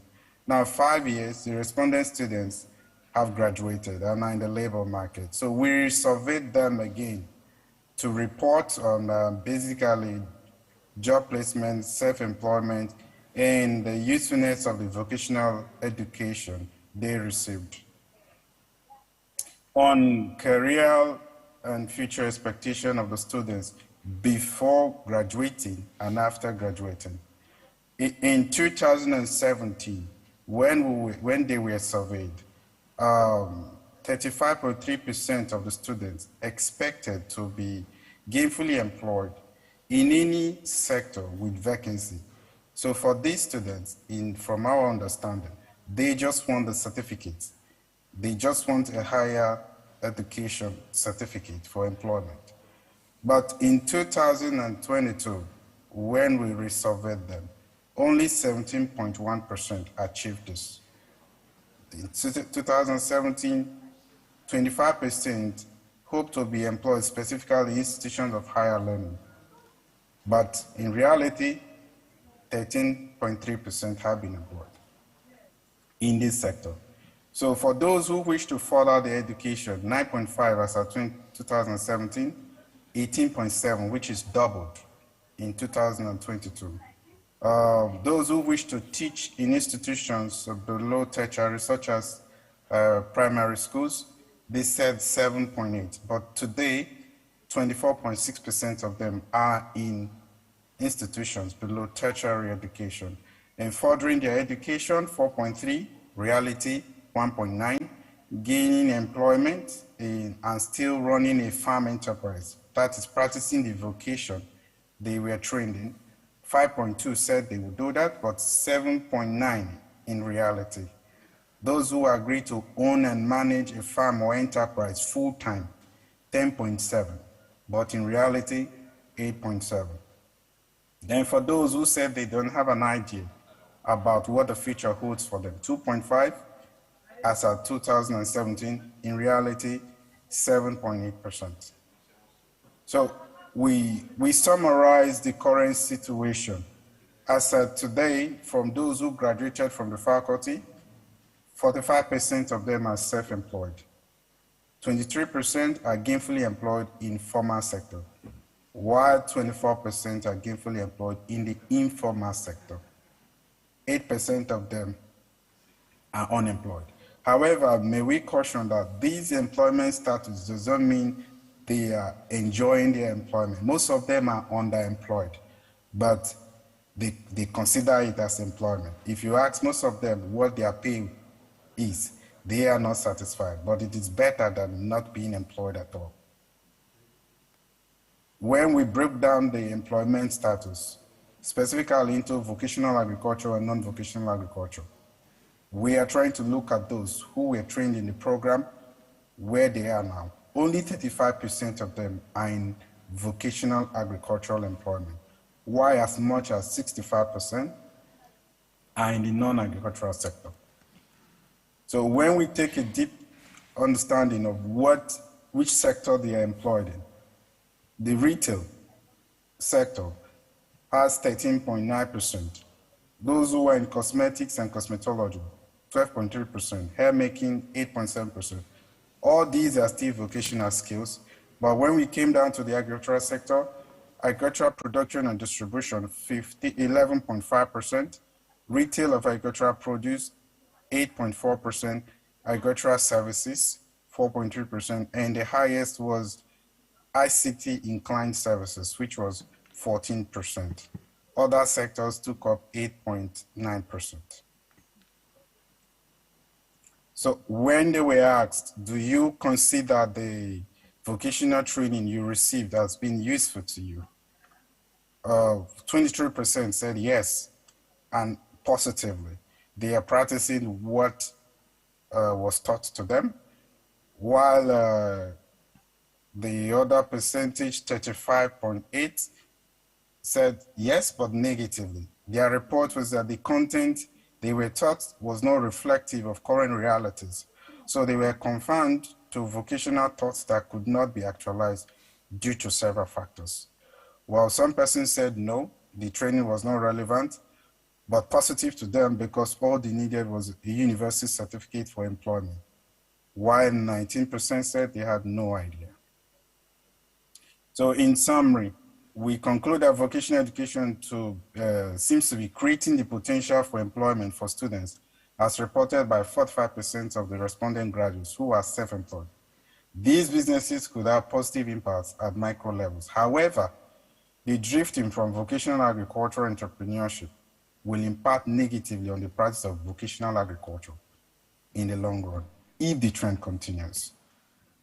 For policy implication, there's a need to revisit and redesign the vocational agricultural content and implementation using current global practices, at least to ensure significance in long term. Thank you very much for listening. Thank you. Thank you so much. Thank you. Now we have the last pitch presentation here in the main room. Is Pablo Garcia Sempere. Probably you will present the project for inclusion in teaching. I don't know the title, Pablo, so you can then introduce.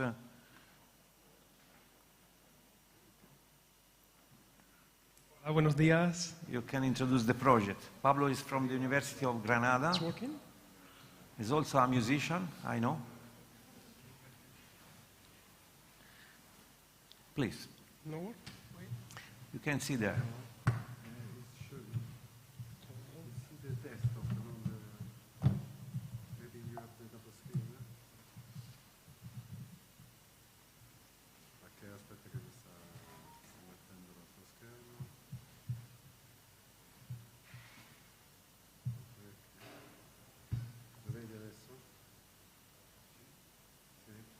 Yes? And sound? Sound is okay?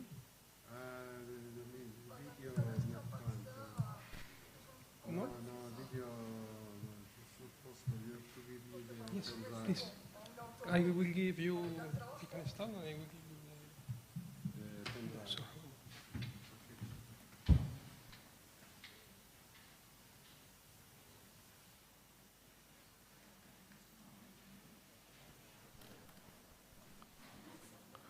So we have parallel sessions now. We have the youth forum in another room that will be then represented by the final conclusions of their work, today's work, by Teodora Chifor here in the main room. Then we have some other room that is running with the networking tables in the Ballatoio room. And then we have the Freasco Conference. I hear someone connected online, probably. It is the presentation.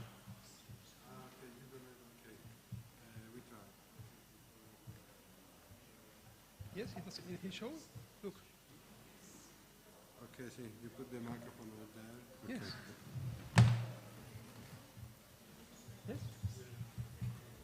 So on this last pitch presentation, we have seen 24% of people employed in informal sector. I was curious to understand better this definition, because probably in our usual classification, these are unemployed. I don't know. There were 24% of people employed in informal sector, but there were also a part of the graphic that was indicating unemployed people, and self-employed people. So I don't know. Non-formal sector, okay, but yes, in Italy we consider them probably unemployed.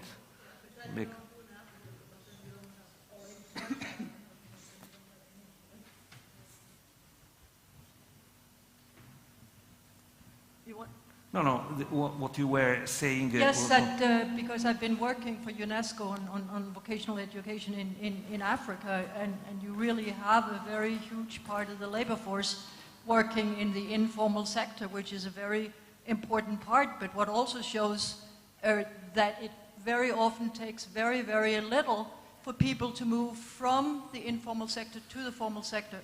I work, for example, in Botswana with basket makers, women basket makers. So the combination of keeping with the baskets, but also combining it with e-business. So they didn't just have to sell to tourists, but could sell also via e-channels, business to business. So these type of structures, lots of stuff going on in agriculture also, where you work on organic farming, because it is hopeless. A lot of the farming is so dependent on fertilizer and farmers can't afford it. So all these issues to be done in Africa. Thank you, Hanne, for helping me in understanding this. So, Pablo, we are ready with the video? Yes, I'm waiting the presentation. Oh, thank you so much. So I would like to say, Giovanni, thank you so much for your invitation. Thank you so much to can share with everybody our experience. And I would like to say thank you all your team, because it was so great, technicians, people who are assistant in this work. So thank you so much. They are brilliant. I am Pablo Garcia from Granada, the south of Spain. I work as a teacher. Now I work in a university, but before, during 18 years old, I was teaching in primary school, in childhood too, and especially with children with disability in a special needs school. So today I would like to share with you research so special because it's the first one in Spain now, and it's supported and developed with a very big team of research. So today is my participation to explain you, but behind this project is a lot of research. The name is Inclusive Co-Teaching in Teacher Training, Give Voice to People with Intellectual Disability in University. What was the most important need that had motivated our study? We see teacher needs competence to involve all human diversity and to have a more inclusive society. The perception of the study of the class, they are very theoretical and so far from the reality. The project is based in a concept of pedagogical voice. Pedagogical voice means the knowledge is not only in the academical teacher, other person with her life, they have a potential experiential life, they have a very valid knowledge, and it's so important to participate in the training of the people and to include it at university too. It's so important to give voice to people who haven't voice in our society, and people with disability are forgotten. So that's the reason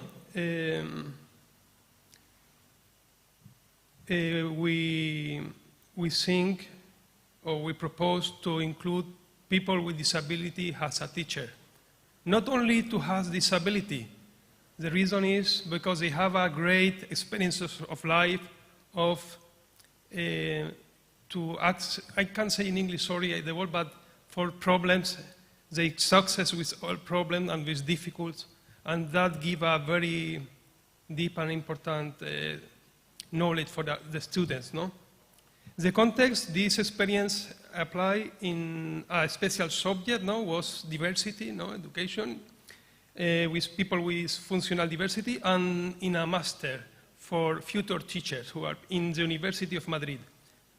They are working 2 teachers with disability and one full academic teacher. Was difficult first to know the structure, how to incorporate them at university, because they hasn't the training, the titulation, no? ¿Cómo dice titulación, Giovanni? The qualification, no? So we create in the project, so we incorporate them as technicians of the project, but their function are to be teachers. So that was the way. So we would like to know, our objective is to know the perception of the teacher, the perception of the students, how they perceive the inclusive co-teaching, and we would like to define the pedagogical implication, to define the model of inclusive co-teaching. So our question was, can the incorporation of teachers with disability contribute to our students a more extensive or more complete training? For the research, we are based in a quality model now with phenomenal design, no? With 3 individual interviews for the teacher, and then a focus group was our students. And the conclusion was co-teaching experience has a very significant impact on the concept of inclusion. We need to develop more this model. We are working with the first step, so it's necessary to continue working.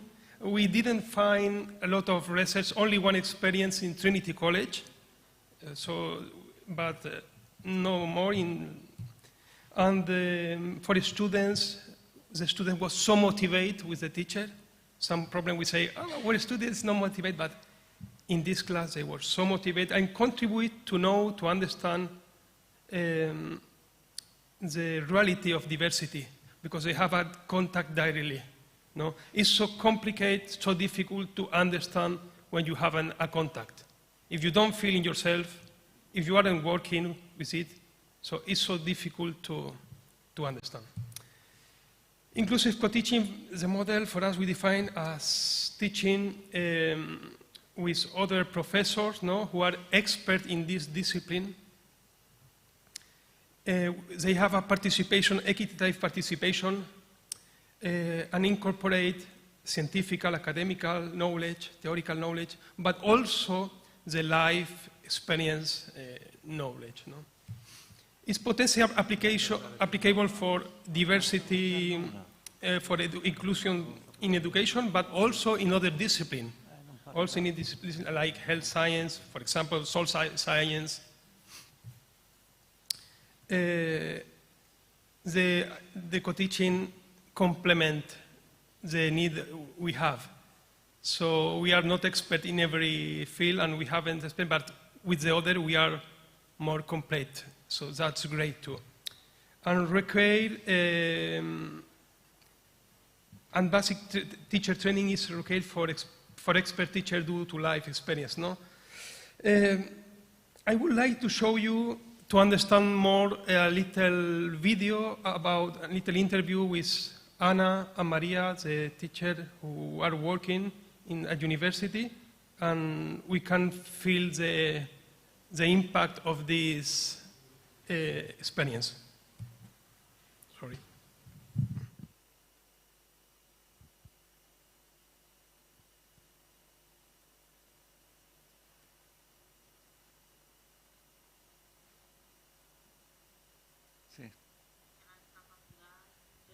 Como etiqueta, como el que tienes un problema, como el que va a un médico y dices está enfermo. Disability people say that you have a problem, like you are ill, like a label in you. Incluso hay gente que dice que porque esta persona está enferma y enfermo nada. Also, people say, why are you ill? But I'm like you. No, that's not the problem. Es que la empatía, para ponerte en el lugar de otra persona que tiene una discapacidad, es muy complicado. Porque tienes que vivirla. Tienes que ponerte en el pellejo de otra persona, ¿no? Empathy with people with disability is so difficult. Why? Because you need to feel it, you need to live it, you need to be in the skin of the other person. No, es que nunca he entendido que por qué la gente la pone las cosas tan difíciles. ¿Por qué? ¿Por qué? Más sencilla, conocer a la persona. And people say, no, she say, Maria say, why people make things so difficult? It's more easy. How? You only need to know the person.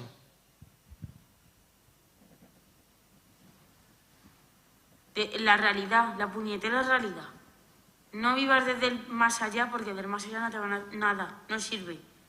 Aterriza. The fucking reality, the reality.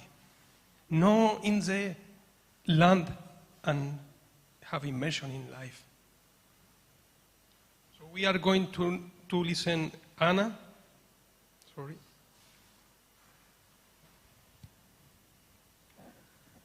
Para mí la discapacidad es un poco difícil. For me, disability is a little difficult.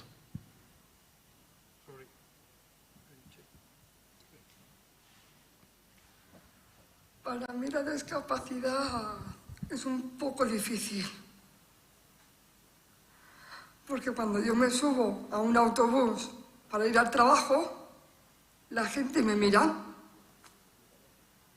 Me mira. Because when I get up in a bus, people watch at me. They stop and watch at me. Y se creen que yo soy tonta. And people think I am idiot. I am not a valid person. No valgo. Y yo tengo todo el derecho de ser como una persona sensata y trabajadora. And I have all the right to be an honest person and good worker.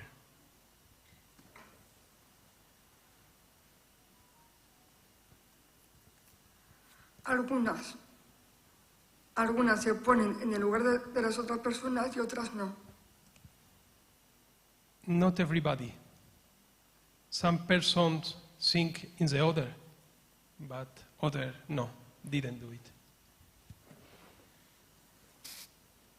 Porque respeten a las personas tal como somos. ¿Y qué derechos tenemos? To respect the person how we are and to respect our right. I asked her what happened when your contract is going to finish. And I say, you know, in 2 years, your contract will finish. What happened with you? Because now she is so happy with this moment in her life. Is so necessary for the collective for disability people too. They have a very big responsibilities. But she say me, Pablo, there is no problem. I was all my life superring problems. That only will be only one more problem. Thank you so much. Thank you, Pablo, for this exciting storytelling. I know this project from last year, and I was really impressed about this method to involve teachers in contact with students, university students that can express directly what are the feelings that they have, and they can help students to understand and to be engaged. Yes, I remember when I was making the focus group, the students began to cry because they say was my best experience training in my life. I am sad because why don't have it before? I am sad because a lot of people haven't these opportunities that I have because now we are working with a very little group. But they have a very big impact in the students. Thanks so much, Pablo. So now we turn to institutional arrangements, and we have this pledge that we have done in the past months and or in the last period, and we would like to consolidate this pledge with an official signature, and so giving an official statement to our intentions. So we have here the President-elect of International Vocational Education and Training Association, Julian Ng, that is welcome to the stage. And the intention is to understand the contents. Please, Julian, we can put the documents here and comment a little bit before. This is for you. And the intention is to understand the contents of this pledge that we have discussed many times and that we already started to implement with concrete effects, because we have collaborations that are running in parallel, more or less relevant, but all of them merge in this discussion. So please introduce the... Yes, so we have had the privilege of working with Skillman since 2019, and we want to take this relationship a bit further and make it more formal, but it doesn't mean we didn't work together that closely. It just means we're formalizing it to make it a much closer relationship, and that also means that we can extend all our opportunities to the Skillman network and vice versa. So we've all learned in these 2 days the importance of being together and collaborating, because we no longer can afford to be on our own. We have to work together to make this world and our vocation a much more inclusive opportunity. Thanks so much. By my side, I would like to say that this is not only a pleasure, but it's really an honor, because we know how much important is IVETA in the world, and you represent a large number of teachers and professors and professionals from the world of education, and we are very honored and very pleased to enjoy the access to your resources, to your professionals, and then we wish that after this, with this signature, with this final act of the first premises, we will increase our collaboration, we will have more opportunities, and I'm sure that we will be enriched by the contact with your members. So thank you very much for being in track in this continuation. Oh, the honor is all mine. Together. Thank you. So then we can pass to the official signature. Do you have a pen? Yes, I do. Okay, I don't have. We can use one, please. Okay, you want me. Can you give me a pen, please? Okay, we can see. Grazie.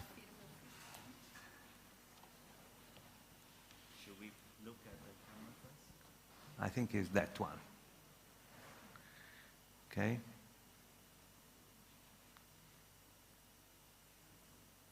Okay, that's fine.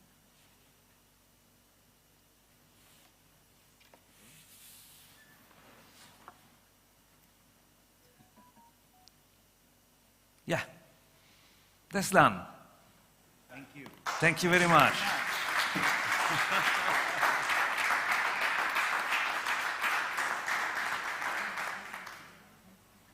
Good. I'll take one copy and you can keep one copy. Yes, thank you very much. So, we need to do this? Okay. Okay. No, it doesn't say much, but in front. There's the official signature of the future collaboration among Skillman Network and IVETA. IVETA is an international organization that was founded many years ago. We are a little bit younger, but okay, we look to have a long history also. We hope to grow together. So, thank you Thank very you. much. Thank you very much.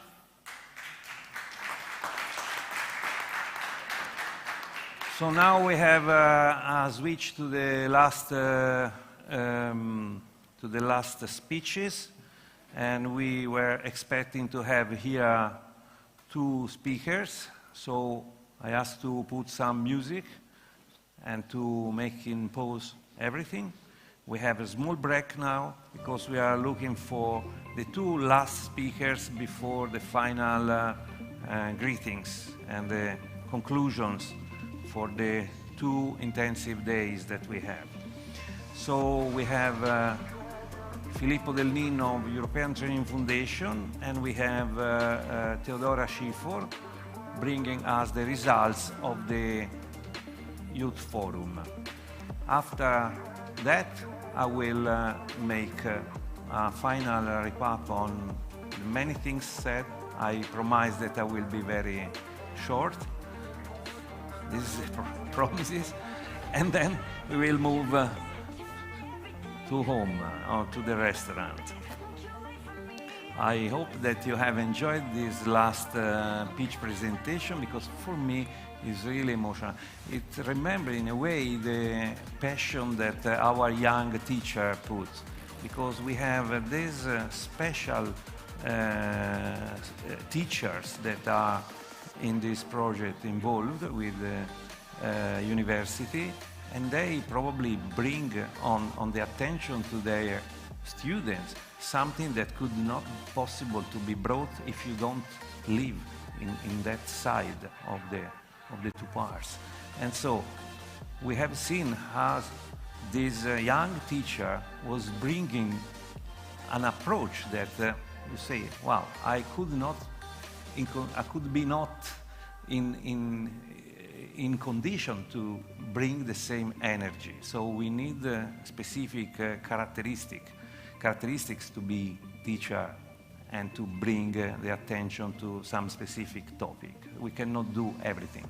Like you see that I am not very good in presenting the conference because of the time management. That's a failing point. So anyway, we have discussed many things today, and of course I don't want to anticipate the final remarks that I will make, but what I noted is that we started a few years ago to launch discussion tables and different parallel activities. Even we have seen yesterday the SkillNet presentation that was very interesting to see how we also evolve our way to approach the challenges. So we have these big demands, we started from the same, but during this discussion we have added pandemia, we have added conflicts, world conflicts. So now we are in a different scenario in which we have to act with the previous challenges adding new challenges. We are putting up the step that we want to pass. It's more and more difficult, seems. Okay, but we have solutions. One thing that we have also seen is that even IT tools developed during pandemic, because we know that in the beginning there were a certain offer of digital solutions, even to collaborate at distance, but even as we have heard from Vania Neto, they have performed the changes in the systems in the last 2 years. They are offering a tool that before was not available. So all these changes happen in such short period, and we have now opportunities, but we also have seen, for example, that in the period of pandemic, many companies providing video communication systems grow up rapidly, and then they failed. They had financial problems. Many of them closed. So now there were some consolidated. We know these commercial brands like Zoom, for example, still exist. Many that were competing with them, they had financial problems. So it's a challenging period not only for war conflict, but for economy. We are seeing what is happening with such big companies, and there are people that are losing job in 1,000 people. So this is something that is changing also at that level.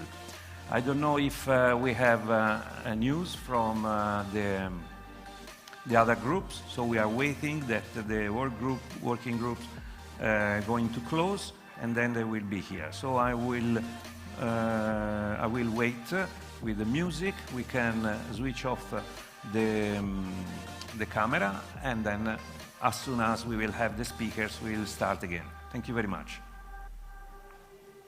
So officially in break.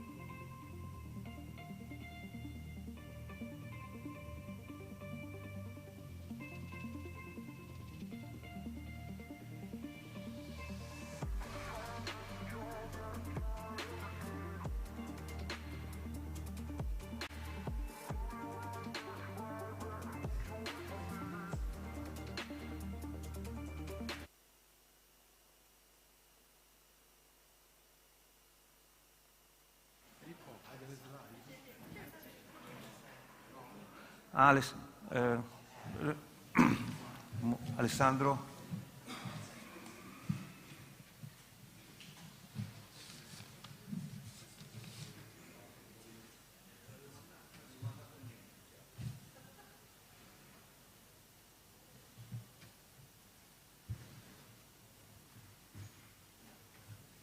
Ecco. Okay, we wait one moment, they are getting place. Prima è.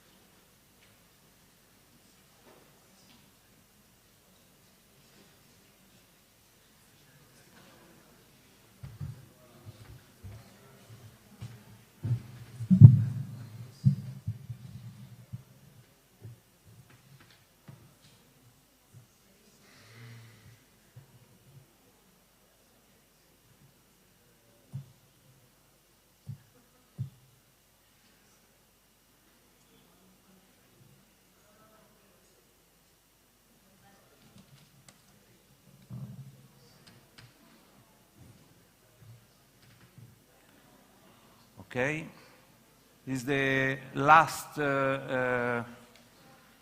presentation before the final remarks and conclusions. So we have here the voice of this collaboration on the policies, on the analysis, on the things that we have brought to the attention of our members and to the public. We have Dr. Filippo Del Nino of European Training Foundation. You already know Filippo, that was also coordinating other roundtables and activities and workshops. So we have discussed in the last months more in detail, and we have started the elaboration of a shared document, and this was led by our advisor for Asia Pacific, Professor Rupert McLean, and then finalized with the final remarks from the 2 working days that we had together. And then this document is now ready, and Filippo will introduce us to the contents of the document and will make some comment on it. Thank you, Filippo. Thank you very much, Giovanni. As you said, this document has been, this preparation of this document started months before. This document has been built also on the discussion which have led to the design of this conference, and has been integrated with the discussion of the first day of the conference and also of this morning. The title of the document is The Future of Education and Training During a Time of Major Disruption, Including Global Conflicts. My first comment specifically on this global conflicts reference. It might look redundant in the title, in the sense that it is one of the major disruptions mentioned in the text. But I think it was important to include it there because it has a specificity. If you look at the other major disruptions, which are the 4th Industrial Revolution, the widespread automation, the use of robotics, the ever-increasing prevalence of new information and communication technologies, and so on, all these disruptions are elements to which education has to adapt. While the issue of global conflicts and war is something that education should prevent. So this is something that, at least if you work in education, is something we strongly believe it's important to highlight, and that's why we have included in the title this specific reference also in relation to the war in Ukraine. Now, let's go back to the disruptions.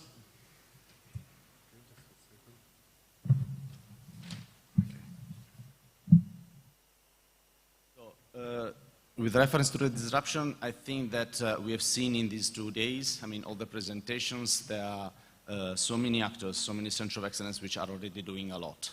There are a lot of initiative, a lot of review of the programs, a lot of partnerships establishment. However, these are, at least the way we see it, the way the declaration presented, these are these short-term interventions which are crucial, but the paper basically asks, is it enough? Okay, so is it enough? And the answer that the paper gives it is no. I mean, now it's not anymore a time where you can actually take small steps for reforming education. I think it's at the moment where we have to be a bit more bold. I think it's a moment where we have to create different types of society. Okay? The document refers to the concept of learning society, and it describes it very well. I think then there's also reference to specific articles.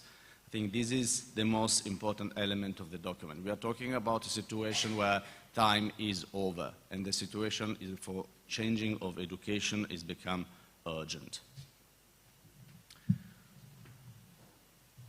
The role of VET is particularly important. That's a major element of this paper. We know that what we have now in terms of lifelong learning happens only for a percentage of the population, which is usually people who have a diploma and a degree, while people who have a specific role in the society as workers, specialized workers, they don't engage in any lifelong learning. It's very limited if you see the statistics. So it's very crucial that the role of VET evolves and strengthens what the paper calls learning for life. So referencing to key competence, life competences, and creating people who are effective members of a society and wider communities. Another key element of the paper highlights is the issue of inclusion. We talked about yesterday. What is excellence? Is a dichotomy between inclusion and excellence present? We do agree that's not the case. We do agree that our concept of excellence is different from an elitist concept of excellence. We don't want to create an Ivy League of TVET. That's not the case for the Skillman network, definitely. And the last element, which I think is your bread and butter, so I'm not going to spend much more time on it, is the creation of transnational multi-stakeholders partnerships. I mean, I think that we have seen through the cooperation, the Skillman network and all the other networks that you participate, how much important this it is and how much it can contribute to the definition of a new concept of lifelong learning. Thank you very much. Thanks so much, Filippo. I think this work was not easy to condensate everything and to have then a final version that bring to the light all our ideas in terms of policy directions that we want to take. So now I would like to just make the conclusions on what are, thank you Filippo, what are our operational modes, in which operational tracks we want to put our efforts. So bringing these political or policy premises that we have written in this document, that is our 2022 declaration, then we want to move on and we want to implement concrete tasks. So in which direction we want to spend our efforts. I have some slides that can be shown, please. Okay. So the Eurobarometer says that while a majority of citizens is convinced that something has to be done, but only few of them make something concrete to bring on values and to change the life conditions to have a better society. I start this reflection with this information because I think that we as educators have concrete roles. That means to be operational, to be operative, to do something in concrete, to bring on these ideas, inclusion, better society, the future of education. If we continue to just discuss and to have nice ideas, but we don't put in practice these ideas, nothing will change. So we must be concrete and we must pass not only as individual citizens, but we need to help our community to pass from just the understanding, the perception, to the action. So we must do something. And in this regard, we have launched the ethical campaign, if you remember, and then we try to bring people, our audience, to the ideas that future can be better if you put your efforts in something. And this is our engagement. And starting from this, we now add or re-elaborate what we have in mind, taking the new declaration in charge. So the new commitment to make a better world. So including the ethical values into the skill set. This is something that is recurrent for us. But of course, to reach this target, we need tools, we need IT solutions, we need ideas, we need collaboration. And so we need to also to shape a new environment for production and for studying, as we have discussed even here today. If you remember, this was our self-assessment tool graphic to represent a new approach to the excellence. And also in the document, Filippo explained which is the concept of excellence that the Skillman Network would like to bring on. And here we have to boost the excellence with a systemic approach. But this doesn't mean to have organizations that are in conflict or are in competition. For us, this means to have inclusive excellence with organizations that are in partnership and not in competition. And this is very important for us. So the other aspect was the flow of innovation. We have to grab this information wherever they are in the local context. So the local skills ecosystems have to act as sensors to detect all the information that can bring to light the innovation keys. And we work in the education, but we need to be in contact, in collaboration with the companies and with the startups and with the investment parts. So all the parts in the innovation tunnel must be detected, and we need to bring the information that we need to move to a new scenery in which the education and the the production are closer. And this is the idea that we have also seen with the presentation of Johnny Gorvett and the other technical aspect that we commented. And this is an idea to have educators that are more close because understand and are able to interact with the work environment, the work and the production. So this is a concept we have. Of course, to deploy this concept, we need more skilled trainers, more skilled teachers, and we need to diffuse this knowledge, the fact that we need this kind of capacities. Otherwise, we will not reach this target, and our schools will remain below this vision for future of excellence in Tibet. So what we have envisaged, making this, putting together the environment in which you learn and the environment in which you work, as we have seen from the example of tactile, you can have these skills rings in which you enrich continuously from the same experience of work. And in the experience of work, there are all the information that you can valorize for making interesting and useful training contents. So it's something that can be done, but it asks a huge transformation.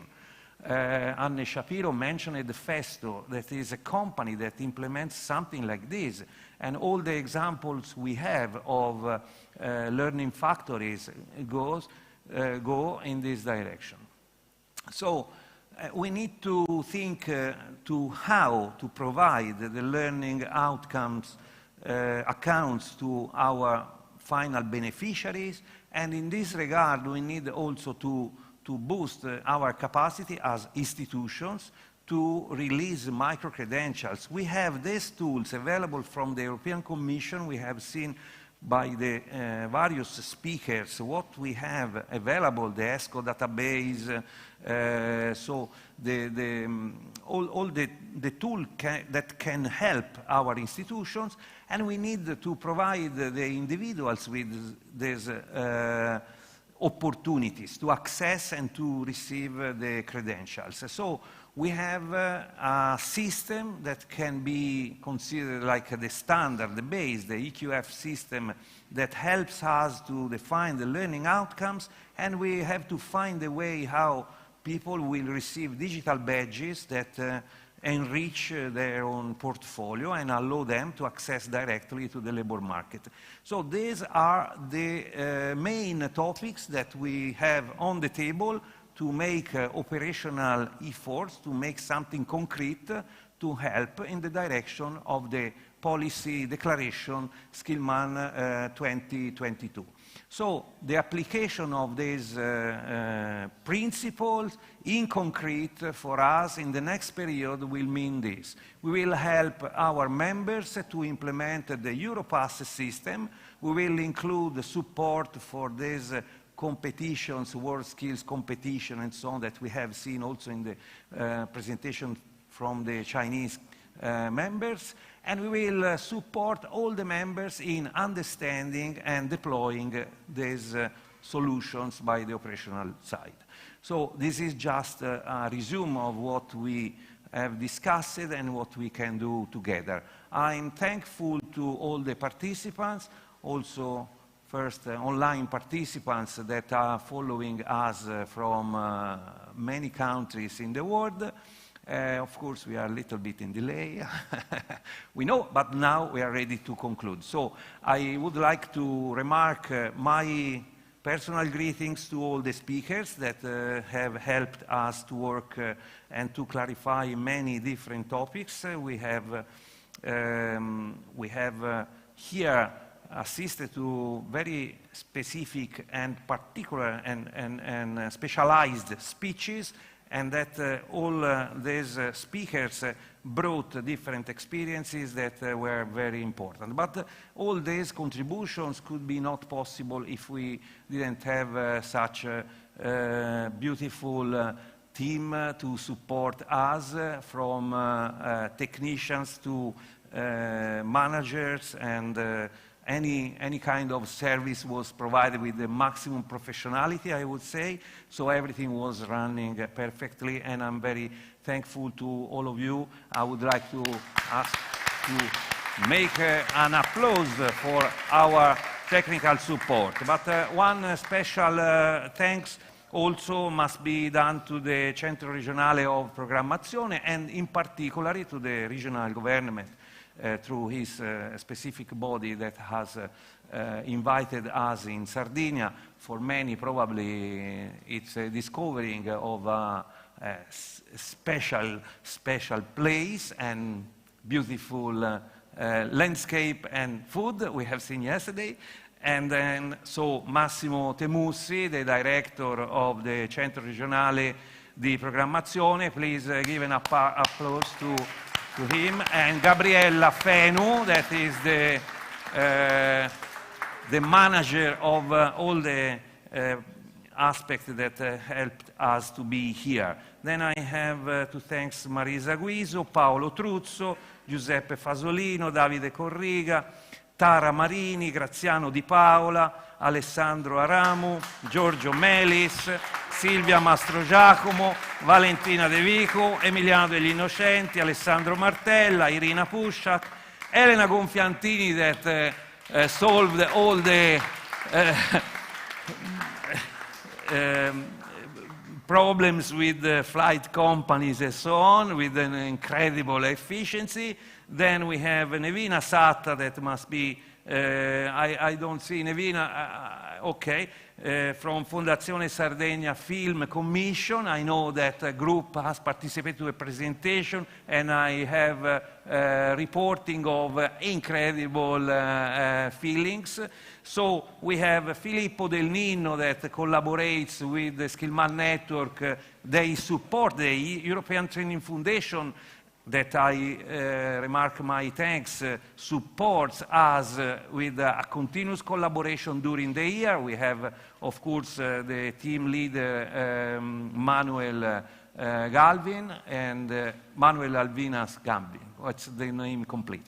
Yes, Manuel Galvin. And then we have, of course, the other colleagues of European Training Foundation that, as we have seen, are always available for us. A special thanks, I don't see him in the room, but is to our board member, Professor Urs Hauenstein, that is a very nice person, first then his great capacity and outstanding expertise. So he's not here, but I would like to propose a clap for him. Yes. Then, of course, the organization, we have to remark our thanks to SD, and to CEDEFOP, GRC, Arianna Sala, so Actis UK and Claude Bai-Yun in particular, but okay, we have also Actis NARIC China and other many. I will not read all the speakers because I have already introduced and I was thankful many times, so I don't know if I forgot someone, probably I have, but okay, this is the conclusion. Of course, the specific thanks also, this must be done, to the community of Chinese people, to the community of Bangladesh people, to the smaller community of Latvian people that came here in numerous members. So we have members that some year participate from country, other years not. So the University of Florence that brought this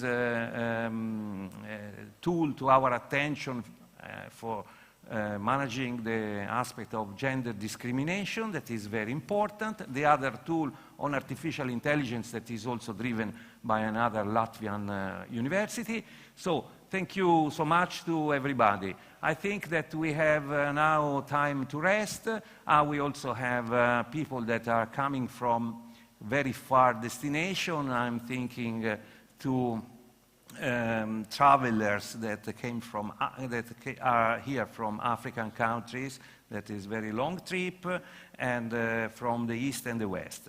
So thank you very much to everybody. We can declare officially closed the Skillman 2022.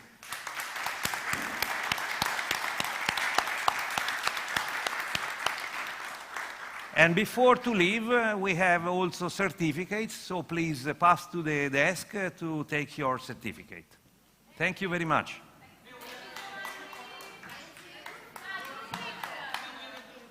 Group photo, yes, of course. Please come here, we can take a group picture photo. Good idea.